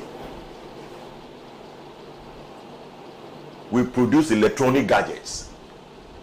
We process even our agro raw materials into the first primary form. Today we're talking about value addition. Today what do we do with our coconut? People are cutting down cocoa trees to plant coconuts because once it starts bearing 2.5 to 3 years, in a month you can pluck over 100 from a particular stand. And how much do we have coconut fresh here? 5 cedis. Yeah. And it's more profitable. And with all the byproducts of that produce, the only thing we benefit is to crack and say, I want one with enough water, or the one that in Ghana we call akpenato. Let's eat and then get satisfied. The one with a thick flesh in. That is all that we put on to eat. That is my party. Yeah, I know. 2002, former late President, Vice President Ali Umar, may his soul rest in peace, went to Malaysia. When he came back at Kotoka, briefing the media at the VIP lounge, he said he was as confounded that from the oil palm tree, from the produce of the bunch, that Malaysia produced 32 byproducts, including ice cream, engine oil, roofing material, etc. And they got the technology from us. The West African, cocoa research was in Ghana. Where for? Wakri, sorry. West African cocoa research. It was Tafo, and the Malaysians got the technology from us. Even cocoa that Etekwashi brought, whether by accident, has been our golden pot. Today, do you know 1 hectare of cocoa plantation produces only 350 kilograms of the beans. Ivory Coast 800, Malaysia 3,250 kilograms. Sorry. These are the realities. So you expect that when you have government, these are the fundamental issues to take commanding heights of our economy, as General Champon said. And he demonstrated it, even within a short period of time. So the governments we have had are just Mukwaya Mukwaba, so go and come. The same locomotive template. And so going into 2024, and maybe we go back to the topic you've left, with due respect, that the issues are going to be real. Other than that, any government that comes definitely will be confronted with this. It's just that Russia, Ukraine, and COVID have become cheap excuses. But we also had the economic meltdown in the 2010 or so, and then Ebola. So getting rehashing or dwelling on external factors will not solve anything. And that's the issue confronting the current government. Because once you sit down and you don't do anything, and you are operating the same economic model that had really brought us where we are, you will never get out of the woods. And indeed, we'll be looking out for candidates who will address these challenges and promises. What informed free SHS? And so comes again, when President Akufo-Addo was a candidate, BBC interviewed him. Have you put a cost on this? He was fumbling, but it was his dream, manifesto matter. So immediately he came, he implemented it. Today, ask any parent, and I can testify for myself, because I have wards who finish under the old system and the current. And if our MPs really relate to us on issues, whether this free SHS had been a pain or have been a relief factor, they will tell you it's a hell. But because 2.5 years, parents are giving money to people in pantries to cook for their children. PTAs are not allowed to play a role now, because if any headmaster or headmistress is found relating to PTA, It's like undermining the system. So intimidation, sort of, in quotes. But PTAs are wiring houses for, because their children are there. They are paying prepaid electricity bills for their schools.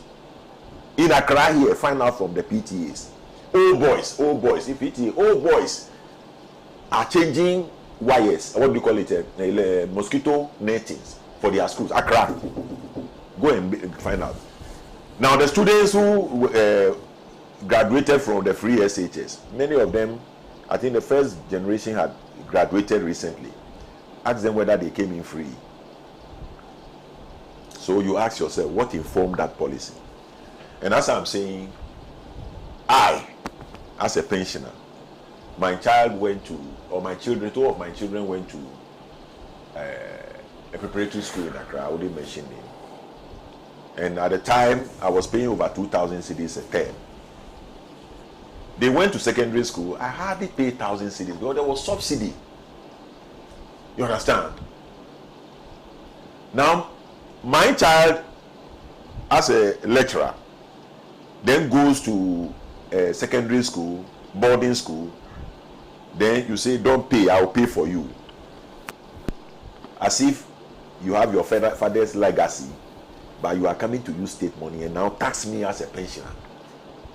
And tax on these people earning 500 cedis a month. You are taxing everybody.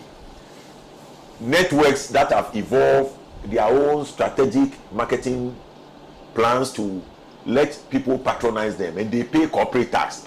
You say it's another cheap source, let me tax it. Today, people are glued to their betway, what do you call it, or rather glued to their betting centers. They win 100 CD on maybe Man City versus what they are playing leagues. Then you say you want to tax. A government that said the lazy man's approach. So when you consider the whole myriad of issues, you wouldn't be surprised where we are. And like I said, many people, including the senior citizens and the former Chief Justice picketing, the issues are already clear, what they have been through or what they are going through. So if any candidate from the two major parties, including the will-be party that may be led by my colleague here, because Allah may lose him, if you think you are coming to campaign on the old propagandist 50s, 60s type of politics, you will have a shock of your life. And they break the eight if it's going to be sloganeering, thinking that we are a bunch of ninos, and so we don't really read through issues, and then we go in there and just vote anyhow, but not based on what will bring hope and opportunities for us. It's not just going to be easy. And before I give the floor off to you, the moderator, I will repeat this question. Is our 1992 constitution, colleagues, is it fit for purpose? If not in its entirety, is this constitution fit for purpose? Or let me use the local balance, that's what we all understand. Is it correct? And the practitioners are not correct? Or the practitioners are correct, the constitution is correct, and so who do we blame? Certainly, we need constitutional review. And the issue raised by my colleague will be part of the issues that we need to look at. Our parliament, for me, had failed us. The recent levy and also issues that relate to this debt restructuring. I'm at Donko Abenya. Did my MP talk to me? And the other 274 MPs, did they relate to their constituents? But it is because you are an MPP, MPP is in government. So willy-nilly, you support whatever they do. You mobilize your numbers, whip them in line and let them vote. Is that what we envisage? The Third Republic model was that it's like the US model. Parliament was separate. But you have a hybrid system that maybe was well intended. But is it working for our interest? Because you are a minister of education, you go and sit in parliament, cabinet. You decide everything, okay, polish it and send it to parliament. It gets there, what do? We have a judiciary, the other arm of government, that somehow we left the lead open. Appoint as many Supreme Court justices as you wish. What do? A big democracy with over 350 million people, 50 states, 200 years of constitutional governance, over 209 justices of the Supreme Court is for life.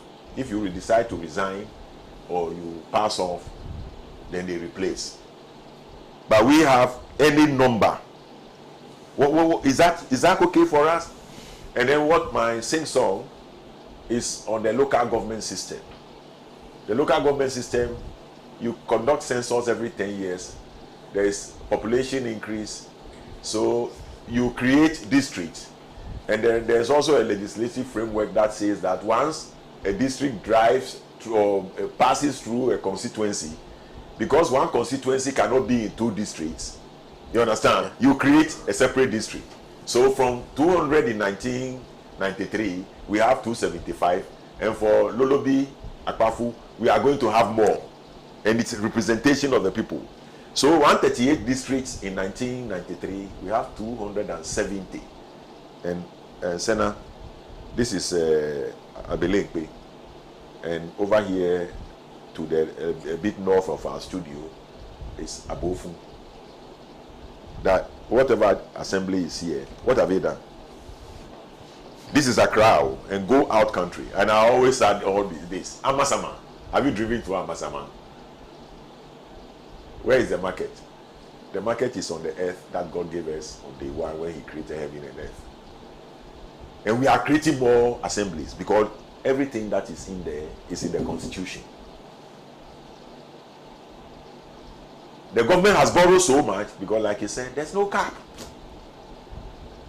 And so far, it's President Mahama that I've heard talk about a constitutional review, and that will be a number one priority to rekindle hope in our democracy. I'm yet to hear from other candidates because for me, and some of the issues that I have raised, these are the cardinal considerations of people. And so if this 2024 election, although a long way off, anybody thinks it's just like break the age and the usual rhetoric for Mukwaya and Mukwaba, I think people will have a real shock. But to sum up, the TUC had just said what we all know.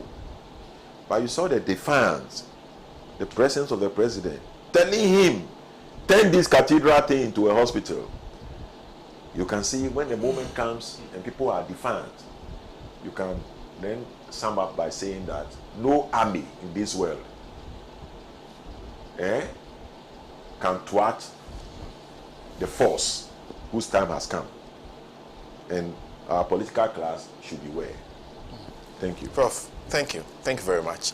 A message from Johnny Kujo, who says, I'm always amazed when I hear MPP communicators still talking about COVID and Russia and Ukraine war, but not trying to accept that due to their mismanagement and reckless borrowing, that brought us to where we are today. He continues, these people have nothing to offer the people of Ghana. They've just come to milk still our resources for themselves. I'm urging the NDC to institute a committee to investigate the Al Jazeera expose to know whether the president is involved in these shady deals or not. And that's this Johnny Kujo sent this message on a bit earlier on. This one says the NDC must never be sullen-headed or be deceived by the EIU's prediction, taking into consideration how lawless the MPP government had been in previous elections conducted by them to take power. Example, Ayawaso West Wagone, how illegal armed militants were used to shoot at people, killing some of them at some polling stations during the 2020 elections. Asanko in Santa Maria sent that. I'm done from Nyohini says, in the NDC, we are not using EIU report as a yardstick to measure non-performance of this clueless government. We are focused to offer better policy alternatives that will lift up the living conditions of Ghanaians. The rescue vehicle is on course to save masses from unprecedented hardship. We are going into 2024 election with the mindset of second independence of Ghana. That is from Hamdan in Nyohini. This is from Kamal Abdul, who says, come to Burkina Faso and see how Ghanaians are going to Libya. simply because Ghana is horrible. There is this one, is it Kokotaku and Kofridua? May I suggest that in other that IMF helps check corrupt leaders, the offshore accounts of all leaders seeking IMF loans be checked to find out whether they are truthful to the country they are leading or not, and also whether they needed the loan. That's Kokotaku sending that one. This one says, okay, there's a Kofi Anderson from New Gwawe. Says the president traveled to South Africa last week for nothing. That could bring something to Ghana's economy. I want to be educated. Please, Sena, kindly ask Philip to help me out. If Ghana's ambassador to SA couldn't have done that on the president's behalf. There's also Kim Farouk in Kaswa 2024. The MPP must go out for Ghanaians to hold them accountable for the many corruption scandals, thievery, galamsay, and gold smuggling. Block the 8 that's coming from Kim Farouk. There's also Gal Gilbert in Boko, who says, I'll be very shocked if a new government comes and did not send Kufuor to jail for all the mismanagement he has caused the country. In fact, I wish to see most of this government together with his appointees rot in jail. That's Gilbert who sent that from Boko. Keep sending those messages in. It's a matter of all talk shows, Alhaji and Alhaji. We're talking about the conditions of workers. Comrade Mornah. Wow. After listening to Professor's deep insight into the history of the problems we face, there is very little that one has to add. The day before yesterday, the people of Adan moved all the way from Adan to come to Accra to demonstrate because their lives have been affected negatively by the actions of President Akufo-Addo and his business interests. And the people could not be allowed to demonstrate or to vent their anger and disagreement in their own land. For several months they have tried, and they have been denied the right to protest in their own land. They were asked if they wanted to do any manifestation to come to Accra. They did, and I'm sure that Pan Africa TV covered it in a manner that it deserved to have been covered.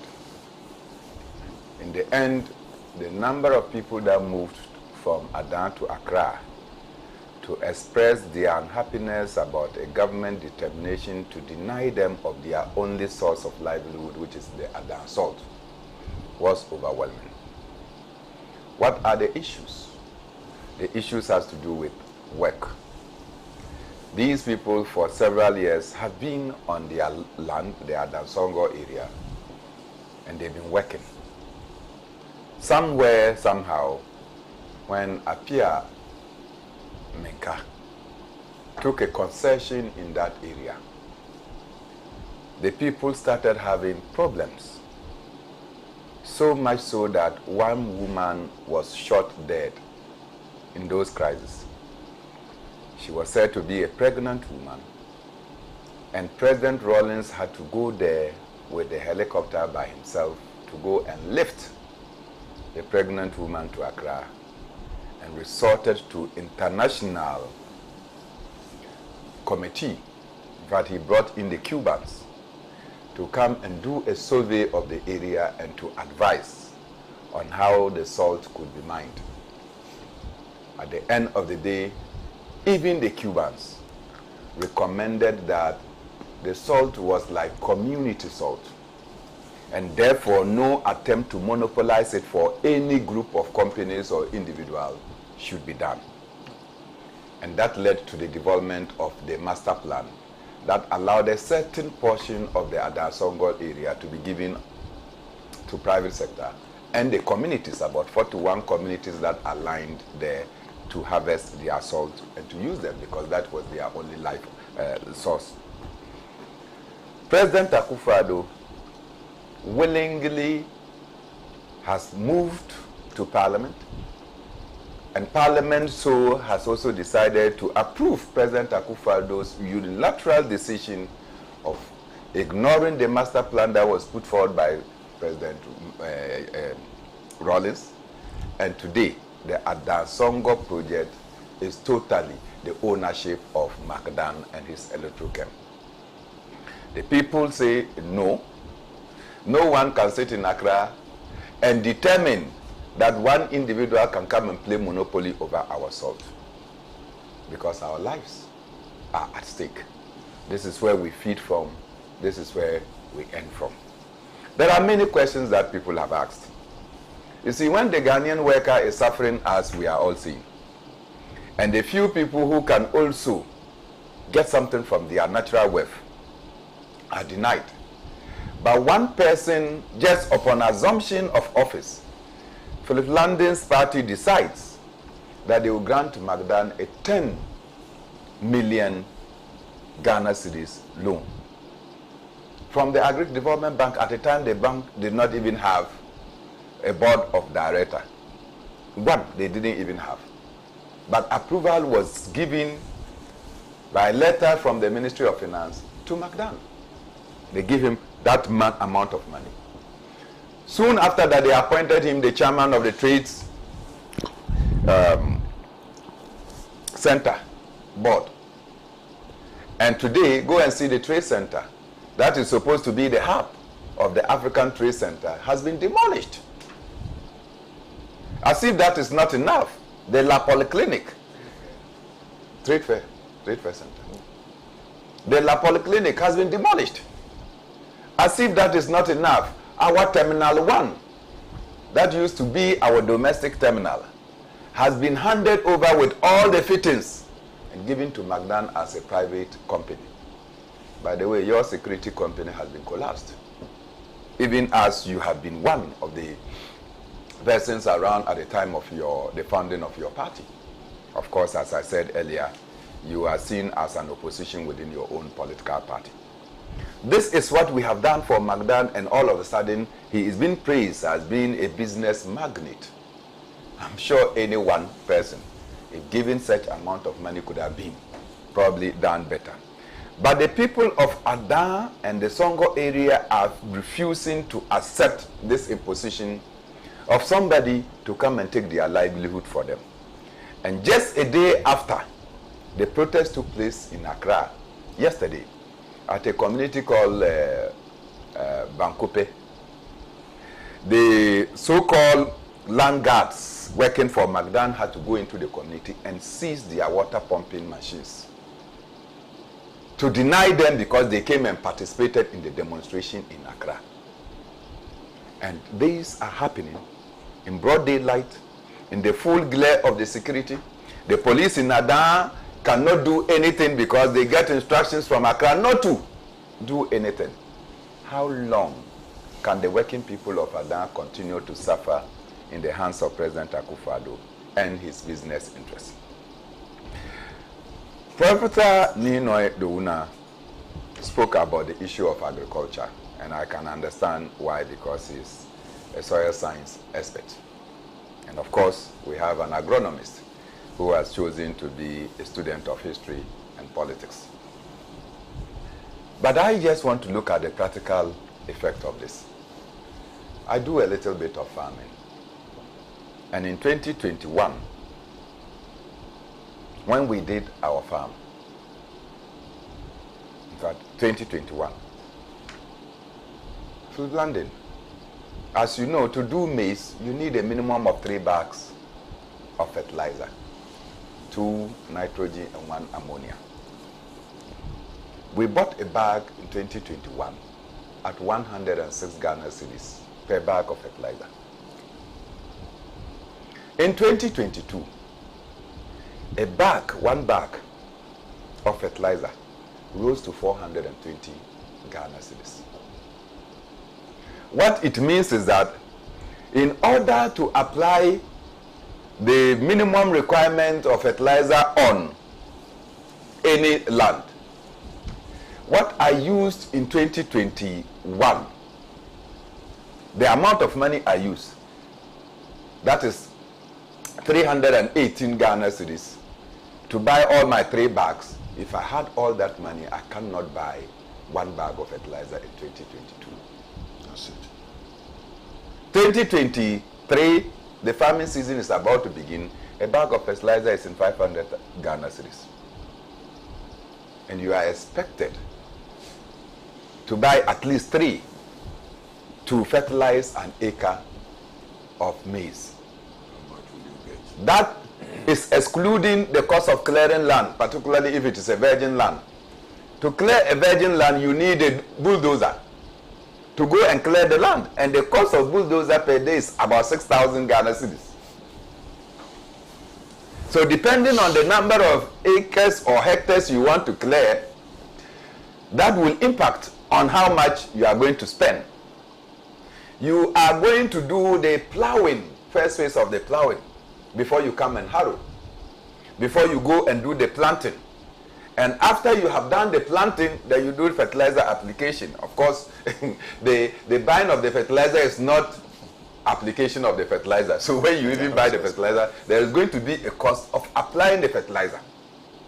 Then if you are using weedicide away from weeding through or pesticides, all these things, inputs, come to increase the cost of production.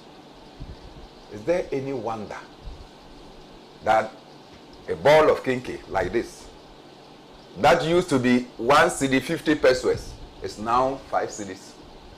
Because the cost of producing the maize has more than quadrupled. So when they go into to buy the maize, you are expected that the cost of production has gone up. They will transfer the cost of production to the consumer. It's as simple as that.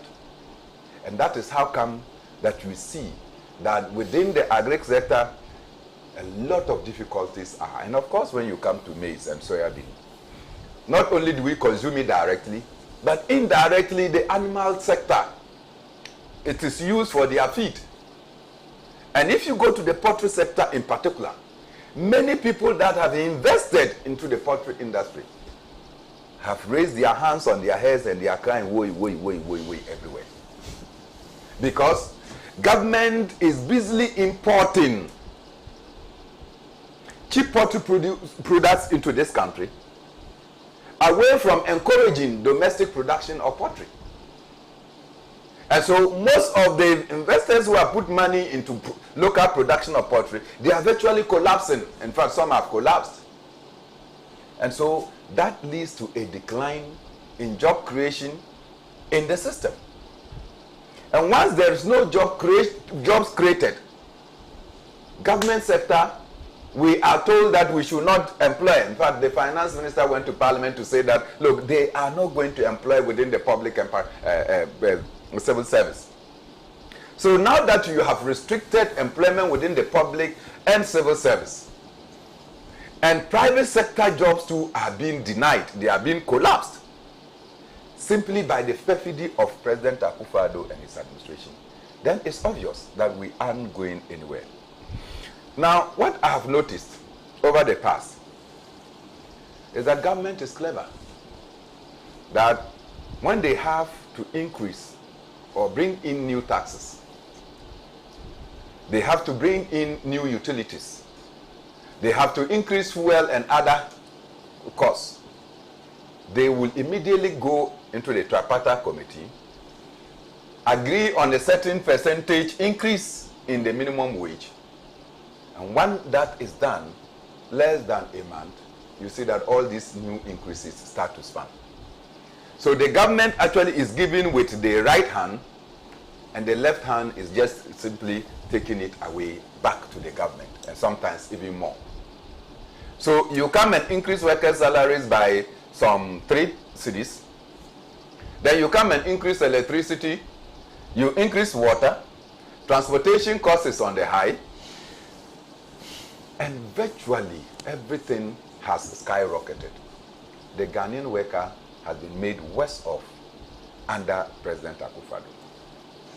As we speak, you have employed and enlisted people into the various security services. And in this morning, I will speak about the Ghana Fire Service in particular. You don't have barracks or barrack system for most of your security officers. They are forced to go and rent from individuals. And whilst they have rented, you are supposed to give them their rent allowances so that they will be able to sustain their rent payments. For more than 6 months, the Ghana's fire service personnel have not been paid their rent. If you go to prison service, it's even worse off. Their uniforms, when you see some of the prison officers, virtually they take needles to patch their uniforms to wear because clothing allowances have not been paid.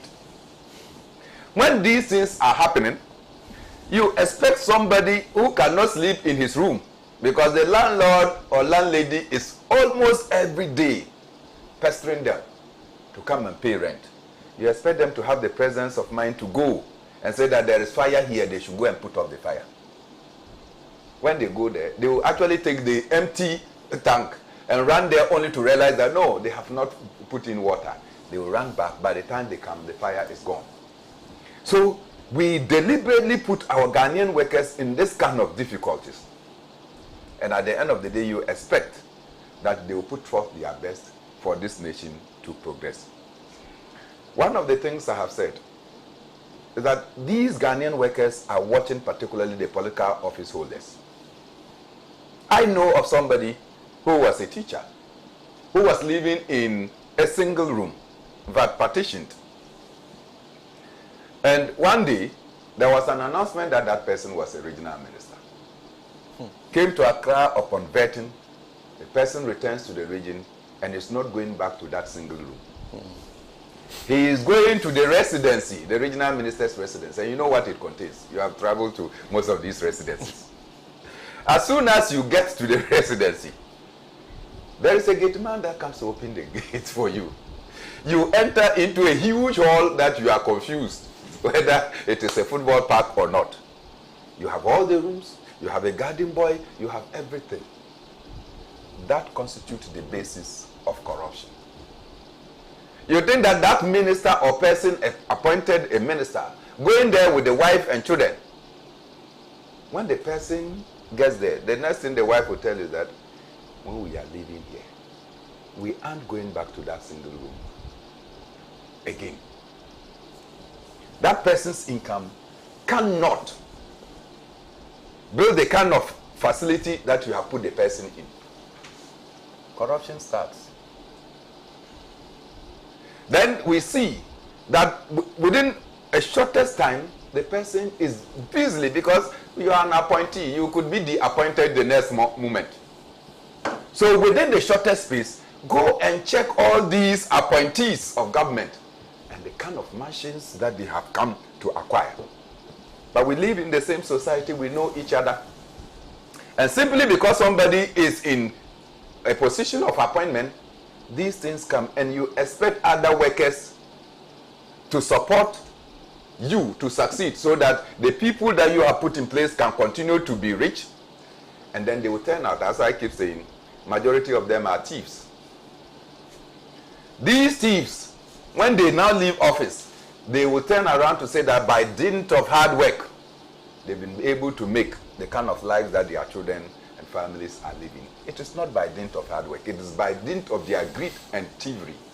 That is why most of them. So it is of no shock that when I sit here and I read the Professor Frimpong report and the number of persons that he has listed from within the government and close allies of President Akufo-Addo who are directly and deeply involved in the act of destroying our environment and murdering us through their actions. Today, some of them are attacking Frimpong. He's disturbing them on his list. Some of them are attacking Frimpong. Those people, to a large extent, are actually thieves. Greedy thieves. They will somersault and come and tell you that by dint of hard work. Which hard work? That led them to this. The problems we face today within the trades union and then the workers, the plight of the Ghanaian worker. We cannot exonerate the leadership of the trades union congress from these things. They have been around.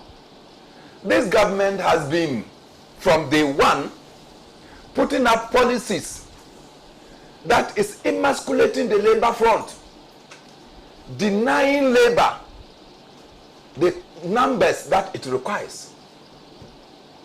Look, we sat here, and like I said, from the structural adjustment programs to date, we started selling state enterprises. And we chose as a people to create what we call the Divestiture Implementation Committee. What was the function of the Divestiture Implementation Committee? That you sit down and look at the most prizeful state asset and say that this company is doing well. Let's sell it. We started to auction what our father bequeathed to us because we are poor. And so we started selling. What have we not sold so far? Just tell me what we have not sold. And when you sit down and look at the many things we have sold, and that our levels of poverty have continued to increase, and we still sell the assets that belong to us that are supposed to be used to generate revenue, direct revenue, not taxes, not royalties. We continue to sell, then you ask ourselves whether our education is of any essence or not. Because we have been trained, we have been to school, and we are supposed to understand that getting direct revenue from our state institutions would be better than getting taxes from them.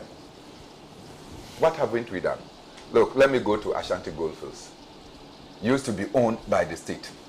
Later, 55% was owned by the state. Sam Jonah sold about 30% under Rawlings. When President Kufuor came, 25% was finally auctioned. Today, I am happy that Sam Jonah laments that we don't own any shares in any of the gold mines, and it is part of the problems we are facing today. But he was the head of the Ashanti Goldfields. How come that he could not at the time resist, like the lady who was the head of the Ghana Commercial Bank? When President Kufuor wanted to sell Ghana Commercial Bank, she came and said the Ghana Commercial Bank was viable. And she stood and got the backing of all of us within the CJA. And we protested. Ghana Commercial Bank was not sold. Of course, the lady was not allowed to be MD forever. She was removed. But she stood the time to say that, look, enough, you cannot sell this financial institution. Today, Ghana Commercial Bank is still one of the most performing banks within the system. So if you have this from that category, and we sold Ashanti Goldfields, today, all the gold that we mine, we don't own a single share in any mines. Does that make any sense for any one of us? If you go to the shipping sector, from the days we used to have the Black Star Line, to the time Professor Nii Noi Dowuona, Professor Adai Mensah was General Secretary of the People's National Convention, when they bought 6 new ships to augment the shipping fleet of Ghana from 18 to 24. Today, we don't have a ship. Our shipyard was even sold until the CJA rose up against Penam shipyard, and late Jafar Ativo was able to revert the ownership of the shipyard to the government of Ghana. Ghana has no shipyard, let alone owning ships. Yet, everything we import into this country, we use ships. So we are willing to go and rent the services of ships from other shipping companies, and we deliberately sold those that belongs to us. The TUC has been tongue-tied over these things. So when you sit down and allow the state to venture into collapsing state sectors, the relevance of the Trades Union Congress itself is brought into question. We sat here, President Kufuor and his likes sold Ghana Telecom in order to balance 1 year's budget arrangement. Today, the people that bought Ghana Telecom has made all the money that they have to make. They made supernormal profits.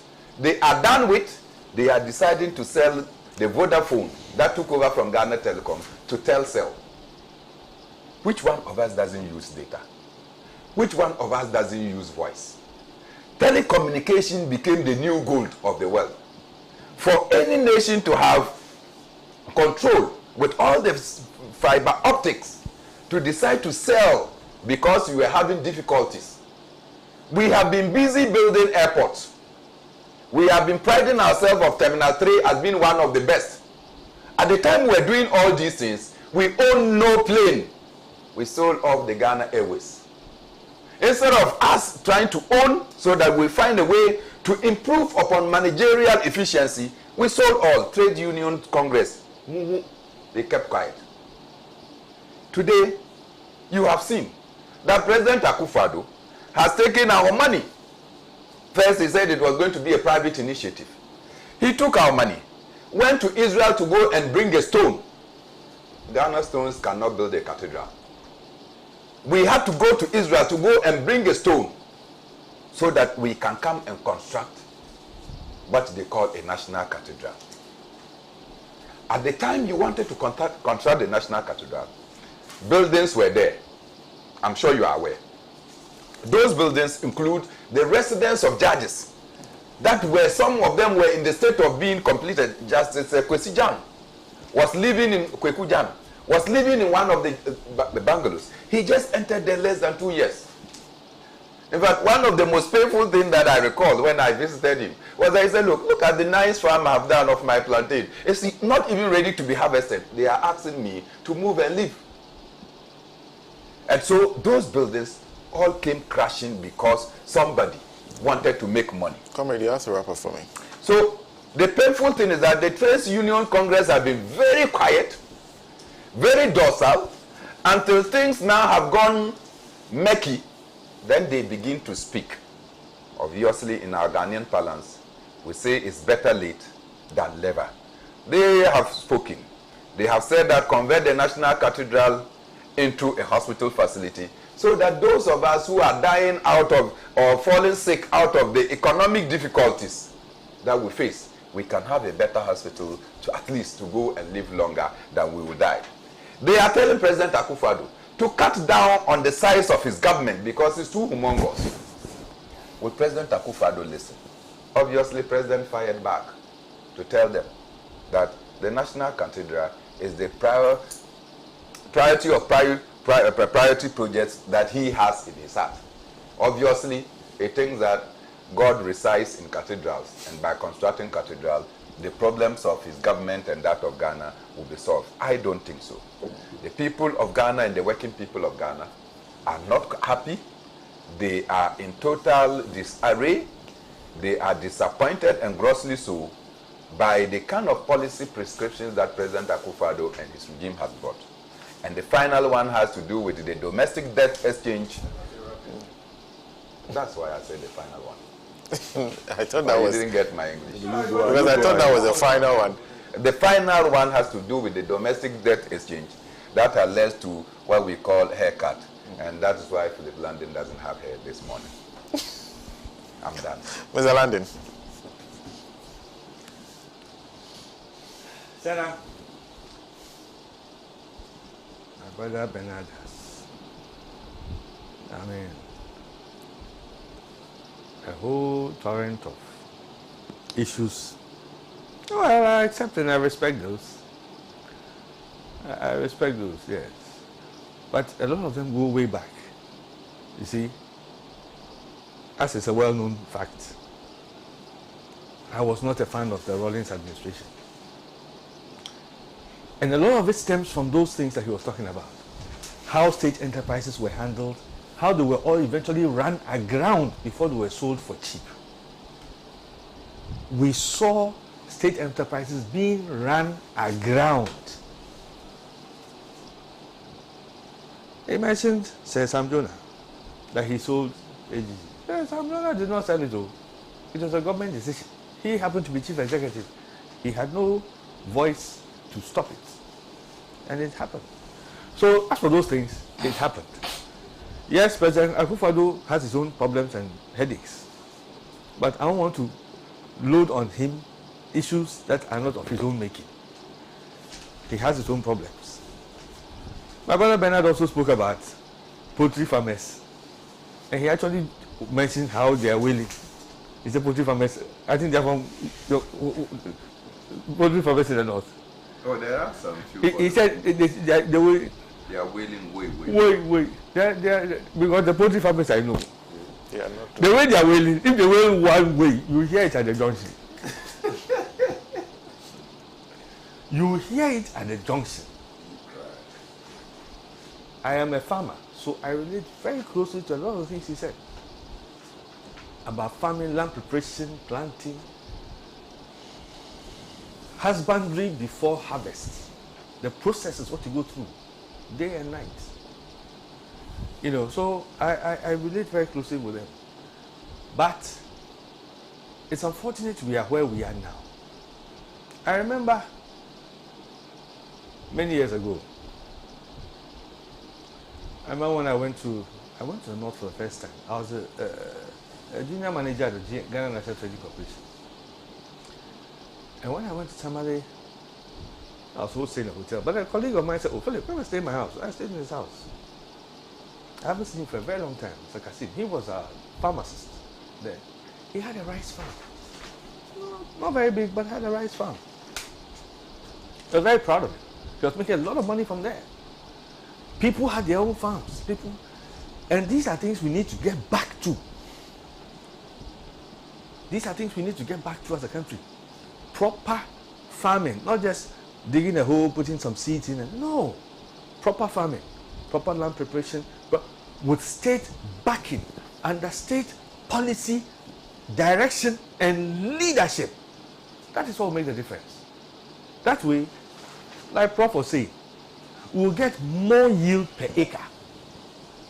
And prices will come down, irrespective of the fact that maybe fuel prices on the world stage are going up and land preparation costs are high.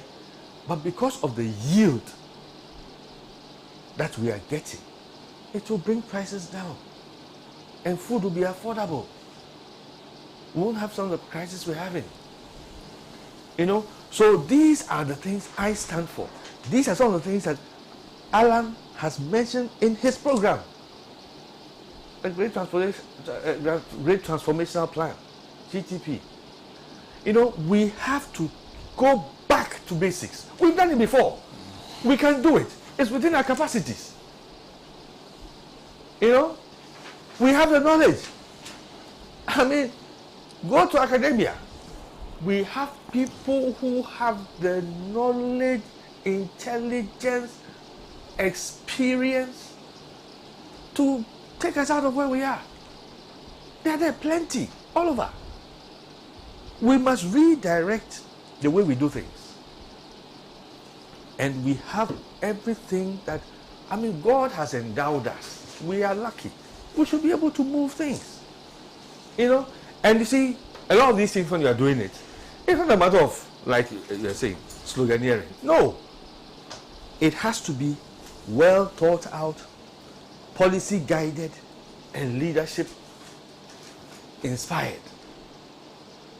Today we have automobile factories. Yesterday, or the day before yesterday, His Excellency President Akufo-Addo opened the latest one, Kia. They are going to be producing, about 30,000 vehicles. You know, it's still small by the standards of the Kias in other parts of the world, but it's still a huge production. You know, that can feed markets on the African continent, boost the African trade, and it is only the beginning. Beyond that, we have companies that are coming up that are going to be component producers, producing components for the other automobile factories, not just automobile area. When we go into oil palm, even cocoa, we are only getting about less than what we could be getting out of cocoa. Our research institutions have come out with the research findings. We need private capital, entrepreneurial spirit to move these things to another level. These are the things that will move our economy forward. You know, so yes, it is true that we've gone through all these problems over the years, but that should be no excuse. The good thing is that we must be honest enough and look at the problems in the face and admit that this is where we've got to, and do what we think we should do about it. Prof talked about the way the trade union leader, the Secretary General of the Trade Union Congress, was making his position clear to His Excellency the President, and felt that look, this is some kind of new defiance that is coming in. Bernard wasn't happy about how trade union leaders in the past have virtually gone along with whatever any president or any government says. So it just shows you that there's a change coming in, there's a change happening. When we see the problem, people are not going to sit down and just watch it because, no, people are going to respond to it, and leaders will have to respond and recognize the problems and provide the kind of leadership that will take us out of those problems. That is what we need now. That is where Ghana has got to. It's not the same old, politics as usual. No. If we do politics as usual, we're not going to go anywhere. Come how many years' time, we'll be back here saying the same things. No. We should move on. We have to move forward. We must recognize that we are moving forward. We are going out of where we are. We are moving ahead. It's like some of the text messages I was hearing, and some of the names that we were mentioning. I said, hey, it reminded me of those good old days. The same people, the same insults on MPP, the same, they won't change their mind. Don't even listen to the content of what we are saying. It's like the same story. No, we as a country, we are moving, we are moving forward. We are progressing. So we must identify. I will keep saying this because it's the cornerstone of our campaign. We must look at our problems squarely, identify them honestly, and together work out solutions to them. Our workers, how many companies today owned by Ghanaians will tell you that, look, when it comes to management, I'd rather go and employ somebody from an Indian, or employ somebody from here or there. It's an indictment. And the same Ghana worker, when his boss is Indian or from somewhere else, he is prepared to listen to instruction, follow direction, be prompt, be punctual, but when the same Ghanaian is trying to impose the same type of discipline on him, some of the workers begin to misbehave. It is wrong. We must identify these issues and address them. We must identify them honestly and address them. That these are some of the things we need to do and can do to solve our problems and take us out of this situation. If we don't make that change and make a conscious effort on the part of every single person, so we're moving on, then we're not going to get anywhere. We must transform the way we do things. Transform the way we do things. We shouldn't be used to drinking coconut and wasting it. Let us have policies that will encourage people to do something with the coconut. That's how it starts. When you go to India, look, small scale industry. People are doing small things, producing things out of everything. Small, production facilities, very small. Adding value to the simplest things. And the country is moving on. We must make this the cornerstone and the backbone of the way we do things in Ghana. And try to be efficient in everything that we do.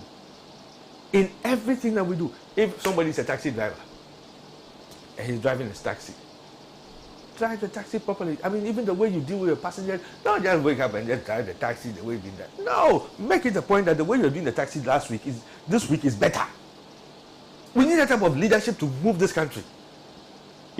So right now, what we are thinking about, the direction which we are moving, it's not about, just doing things the way it is. It is a complete departure, transformation of Ghana. For Ghana to get back to, you have a lot of Ghanaians in different spheres all over the world performing excellently. Go to the corporate world around the world. You have Ghanaians in top positions doing so well. Why is it when it comes to our own country, we can't perform? Why? Because we all accept that, when it comes to us, we should do things the wrong way. Or it's okay to do this, or it's okay to accept that also. It's wrong. It's wrong. We must honestly, if we go to Côte d'Ivoire, and also, Lomé, then traffic light stops, every motorbike stops. when the light changes, every motorbike moves. But you see, to be honest, let me also comment that lately, I've noticed that a lot of motorbikes, when the lights change, they stop. And you find when you look at themselves, most of them are also in helmets. So we are making some progress. And we must be able to honestly acknowledge where we have made some progress and encourage our people to do more. You know, these are the ways that as a country we can move forward. You see, that is why, yes, it is my party that is in power. EIU has said the way things are going is likely that our party may lose. Yes, it's a matter of fact. But I believe very sincerely that with the kind of leadership Alan offers, no, that one there, I will not make any mistake about that one. Oh, I'll hide it. Because it's something I believe in. It's a conviction I have. This is the only way this country can move on. And he's a leader who represents something like that. So we are supporting. Supporting him doesn't mean I don't like His Excellency the Vice President. He's a nice man, he's my friend. I have no problem with him. Comrade Japan, my good friend. We're all friends. We're all good. We're all close. But I think there's one man whose style of leadership and whose everything about him, what he has demonstrated in his own life, in business and everything, shows that if such a person is given the chance, if we all put our politics aside, MPP, NDC, PNC, CPP, everything, and we look for somebody who can do the job for all of us, we should give it to him. Start. What? Okay, propose me, I accept. I will give the party. I will join him in the war go. I will join him in the war go. That one, there's no problem. But at the end of the day, it's Ghana's the good of Ghana that we want. You know, that's what we need. It's not about, you know, we allow petty politicking, and I must regret that even while we are in power. When I say we, I'm talking about my party. Sometimes we take things happen that is all based on petty politicking. Petty. That doesn't help anybody. You know? So if we all think about Ghana and where we know Ghana deserves to go. Well, look at Gambia. I'm not saying out of any disrespect. I've lived in Gambia before. I have very close friends there. But look at where Gambia has got to. Look at the progress they are making. Even in their law school, Ghanaians are leaving here to go to their law school in Gambia. Yes, so there's no small boy in the world. And you have no excuse to be a small boy. You have to demonstrate that you can match up. So if God has blessed you and endowed you and have everything, and you are sitting down and you always want to... Russia and Ukraine affected Gambia just as well. It affected everybody else. So it is not an excuse. It yes. affected Ghana more. It affected us, but I mean, it's not an excuse. Me, I'll say it, it's not an excuse. We have to, you know, sit up and be, you know. I mean, anyway, I just, don't let me go too far. Don't let me go too far. I mean, you know, I mean, our workers in Ghana, look, there was a time when it's getting to 8, you go to around ministries. Everybody is running. Nobody is chasing them. Everybody is running. Prof, am I lying? Because everybody wants to make sure they get to the office before 8. There's nobody standing with a cane. There's nobody. People just want to get, because they know they should be at work by 8. There were people who prided themselves that I get to office by 7:30. 6. And I remember somebody would say, oh, it's because you stay in Medina. If you don't join the Toto at 6, that's why you are here. But he prides himself that he's at the office at 6 o'clock. Nobody wants to be late. But there are people who Friday don't come to work. Monday don't come to work. And it's like we are supposed to accept it. We must begin to look at these things critically as Ghanaians and honestly accept to ourselves that, look here, if we want to progress, we must review these things. But we can only do these things with a leader who we will all look up to, have faith in, and appreciate a certain level of sincerity and unity. Somebody who will bring us together, who will say you are this man, you are that man. No. Somebody who brings us all together. Somebody who, when he sees you, he sees what you can do or what you could do. That is the kind of leader we want, whether it's from one party or the other. You know, so I see that kind of leader in Allah. I have worked with him for many years. I know him very well. So that's the way it is. I know so many people. President Mama is a nice man. He did his own part. I don't have anything against him. He's a nice man. We're all good people. You know, but I think what we've got to, we need a certain kind of leader. And that is the leader I support. That's Allah. So that's it. Mr. Langdon, thank you. Let me jump to Dr. Pessey. Anyway, and I wanted to acknowledge Dr. Pessey. You know, he's my bad friend. He's what? He's my friend, but he's a bad friend. You reserve that for after he I will be a judge. But it's good to see you, Dr. Pessey. It's been a long time. Thank you very much. Forecasted that you will not sit close to each other. I see that finally my friend Philip has risen up to the occasion, speaking about his candidate, my friend Alan. I'm not sure it is wise or safe to call him a friend openly. Yes, he's a decent person, but he has been part of this criminal gang, and it's going to be an uphill battle, distancing himself from the mess. And talking about the mess should not suggest that it is over. We're only at the start of the beginning. Now, I made a point earlier that basically we have the same template, the same foundation, and I think practically everybody has referred to it. Prof referred to it, Bernard referred to it. You might call it the business model that was laid down under colonialism. We specialize in producing a few primary products, mostly tropical agricultural products, then minerals.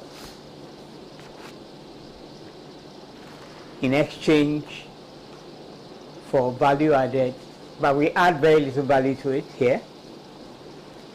In exchange for value addition in the metropolis, where the colonial powers reside, then we import. Once upon a time, we used to be fairly self-sufficient in food. But now, in addition to specializing in a narrow band of primary products to which we add little value, that we largely ship abroad for value to be added and then buy back, again, our prices we do not set. We don't set the prices for the primary products. We don't set the prices for the finished product. Of course, we can't. To this, we have added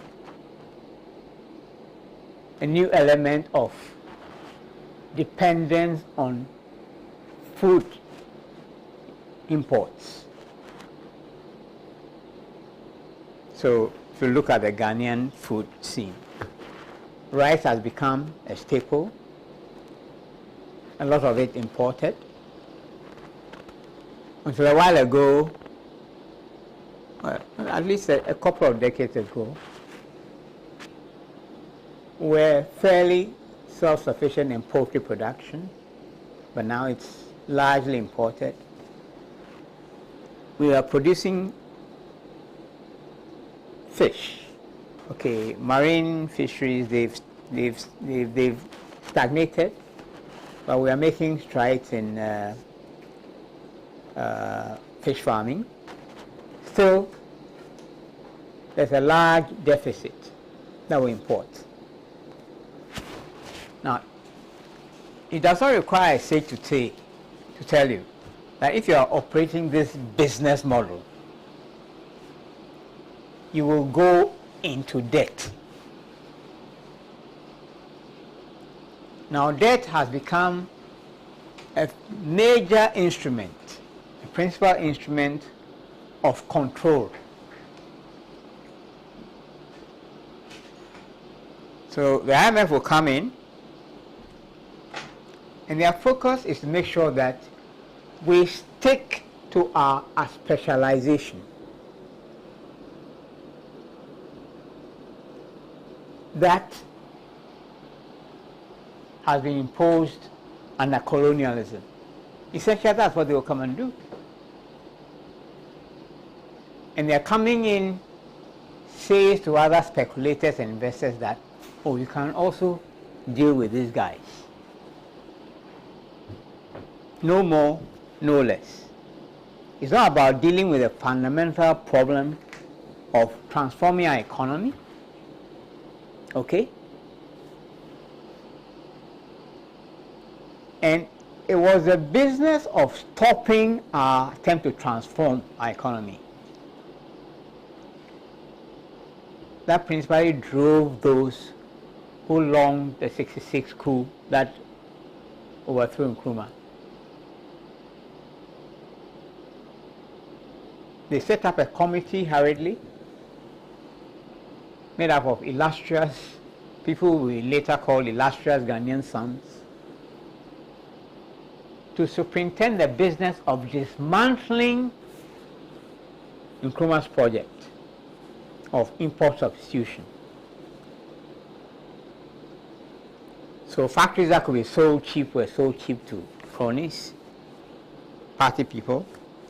Those that could not be sold were abandoned or left to rot.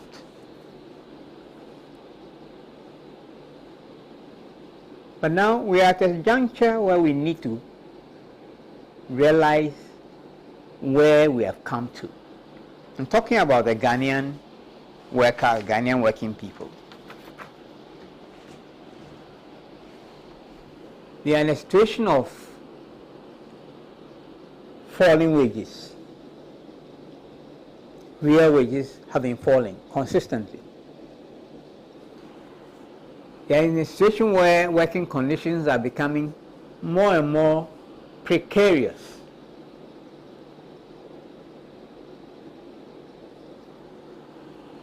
Bernard spoke about the leadership of labor. They've been a large part of the problem. What I call the labor aristocracy. They've been happy to serve as policemen of organized labor in the interest of business and capital.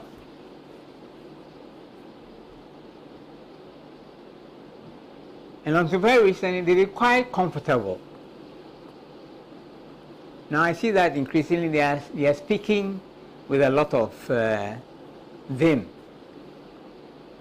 And that's because the people they lead are wising up to the fact that this collaboration that they have been in with the oppressors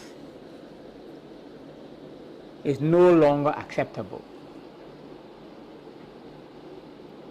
But in all of this, the word "we" turns up often, regularly.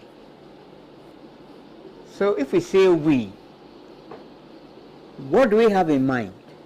Because that is at the heart of the problem. Is it people who look like myself and Sena, black people?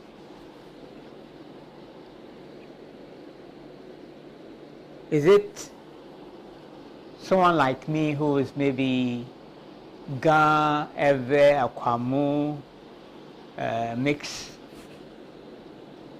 What is it? Or you could extend it. Is it a Kusasi or a Frafra or an Asante, or what is it? If we say "we," that requires that we work together in pursuit of some common agenda. That's been very difficult to define for many people. And in our national setting, what you have now emerging is that you have people who present as candidates to lead us to the promised land, so-called. They want to become our leaders, elected, presumably to address our problems,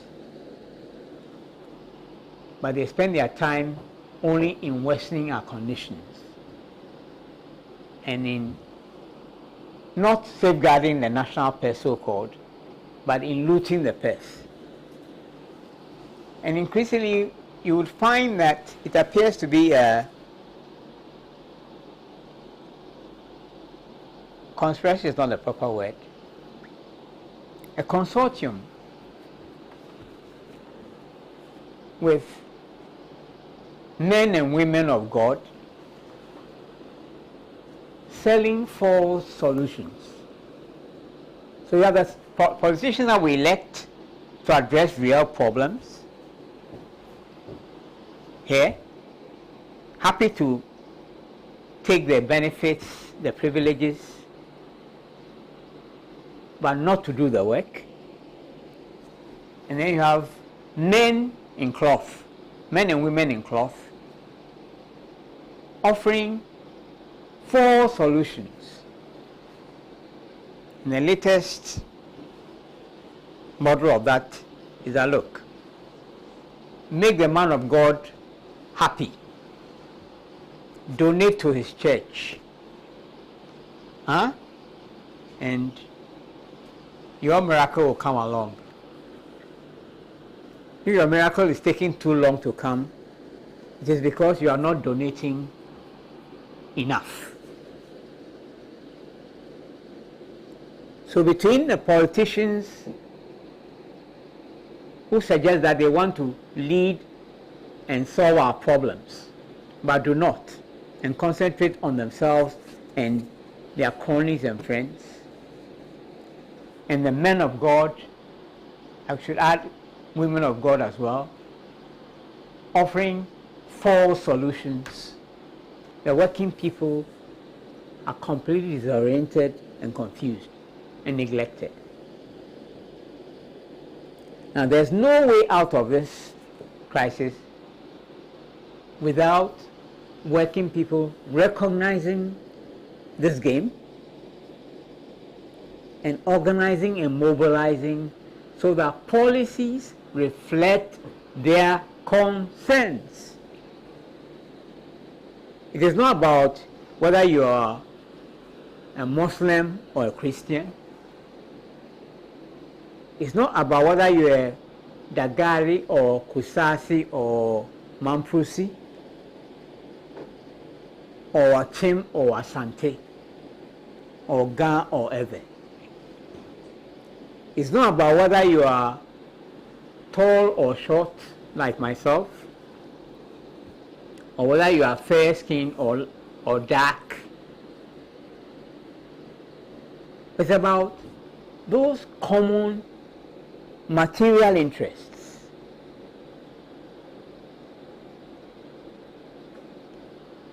You're talking about jobs, livelihoods, incomes. You're talking about a place to lay one's head. You're talking about education for the next generation so that they can sustain themselves and not become beggars like we are. You're talking about the basic material things which unites all working people. So it's time to rise above all these non-material differences with those who like to hold back the working people, resort to divide them. So recently I've read someone say that, oh, someone is going to win the next election because he's a Muslim. I said, what kind of rubbish is this? How will someone be a Muslim address the fundamental problems of workers' housing? Or the substandard education that we have managed to burden ourselves with, first at the basic level, now at the secondary level. I can go back, I'm not too old, I can go back to when I was a kid, going through school, becoming conscious of Ghana, and every day one woke up with a sense of optimism. You could see a country on the move. I was a kid. And there was also Japan that was also making all kinds of milestones. Okay? I remember trips that we had with our late father to places where significant things were being done. I remember a trip to Akosombo when the dam was being built, and to Tema when the harbor was taking shape. I mean, these were kids, but you had a sense of a country on the move. But the key thing then, and the key thing that is missing now, is visionary, selfless leadership. Leadership is key, but it's not just any kind of leadership. It's about visionary, selfless leadership of the kind that Nkrumah provided, that hardly any leader has been able to come up to since we threw him out. And then sometimes I sit back and hear the very forces who organized to throw Nkrumah lament about the fact that we have not made progress, like Malaysia and Singapore and Korea and whatever. When the singular thing that required is what they ensured we never had. Look, we're way past our time. We are? Yes. I'm most sorry. We have to. I was beginning to enjoy myself. Thank you. Thank you very much, Dr. Pessey. Let me, before we go... Maybe you allow me just a few moments to correct something. Bernard said something about Apiamenka. It wasn't Apiamenka, it was Apenteng. Sorry. And then, that's the least important. I'm not an agronomist. Well, I actually specialize in pig nutrition. Okay. Animal scientist, yeah. Okay. Well, before we go, just two things. So let me start on quite a sad note, because today Albert Aheto is being buried. Albert Aheto was a very good friend of this show. I was always concerned about what happens to the show, and especially to Pan-African Television and also to Radio Gold. We lost Albert Aheto a few months ago. He's been buried today. Our condolences to Albert's family, and also condolences to Commodore Steve Obimpe, because Commodore Steve Obimpe lost his wife earlier this week. Condolences to him. There's another bereavement that I don't know if he has been told of. Is it? Yes. So Commodore Steve Obimpe was a former minister of Agric, MP, and has been in Ghanaian politics for quite a while. Condolences to him.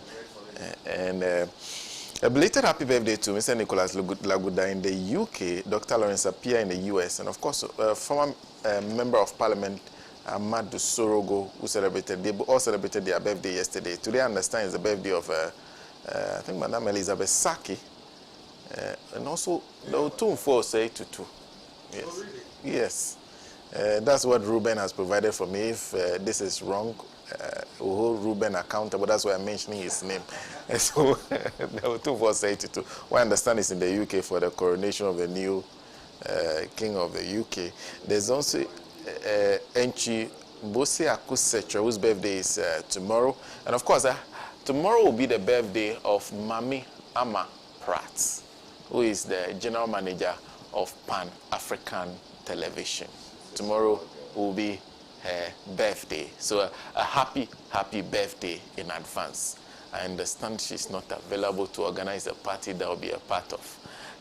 So I can only say happy birthday to you. And I wish you the very best ahead. So much has happened to you.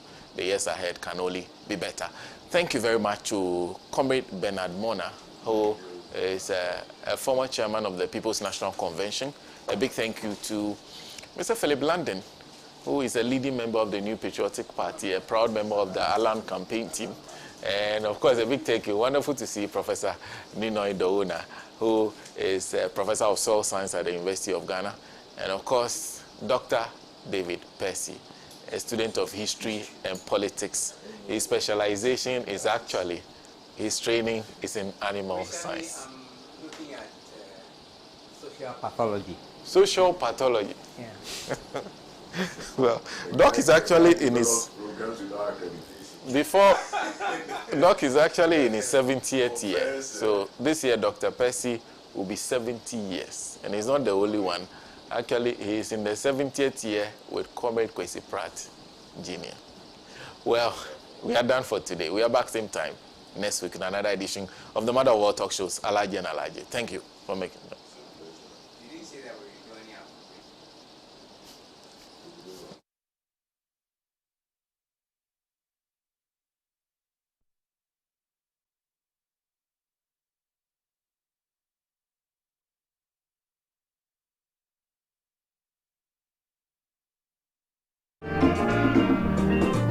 He has labored, he has suffered to lead his people into the land of freedom.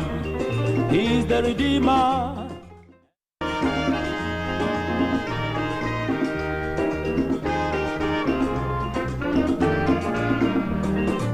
He has labored,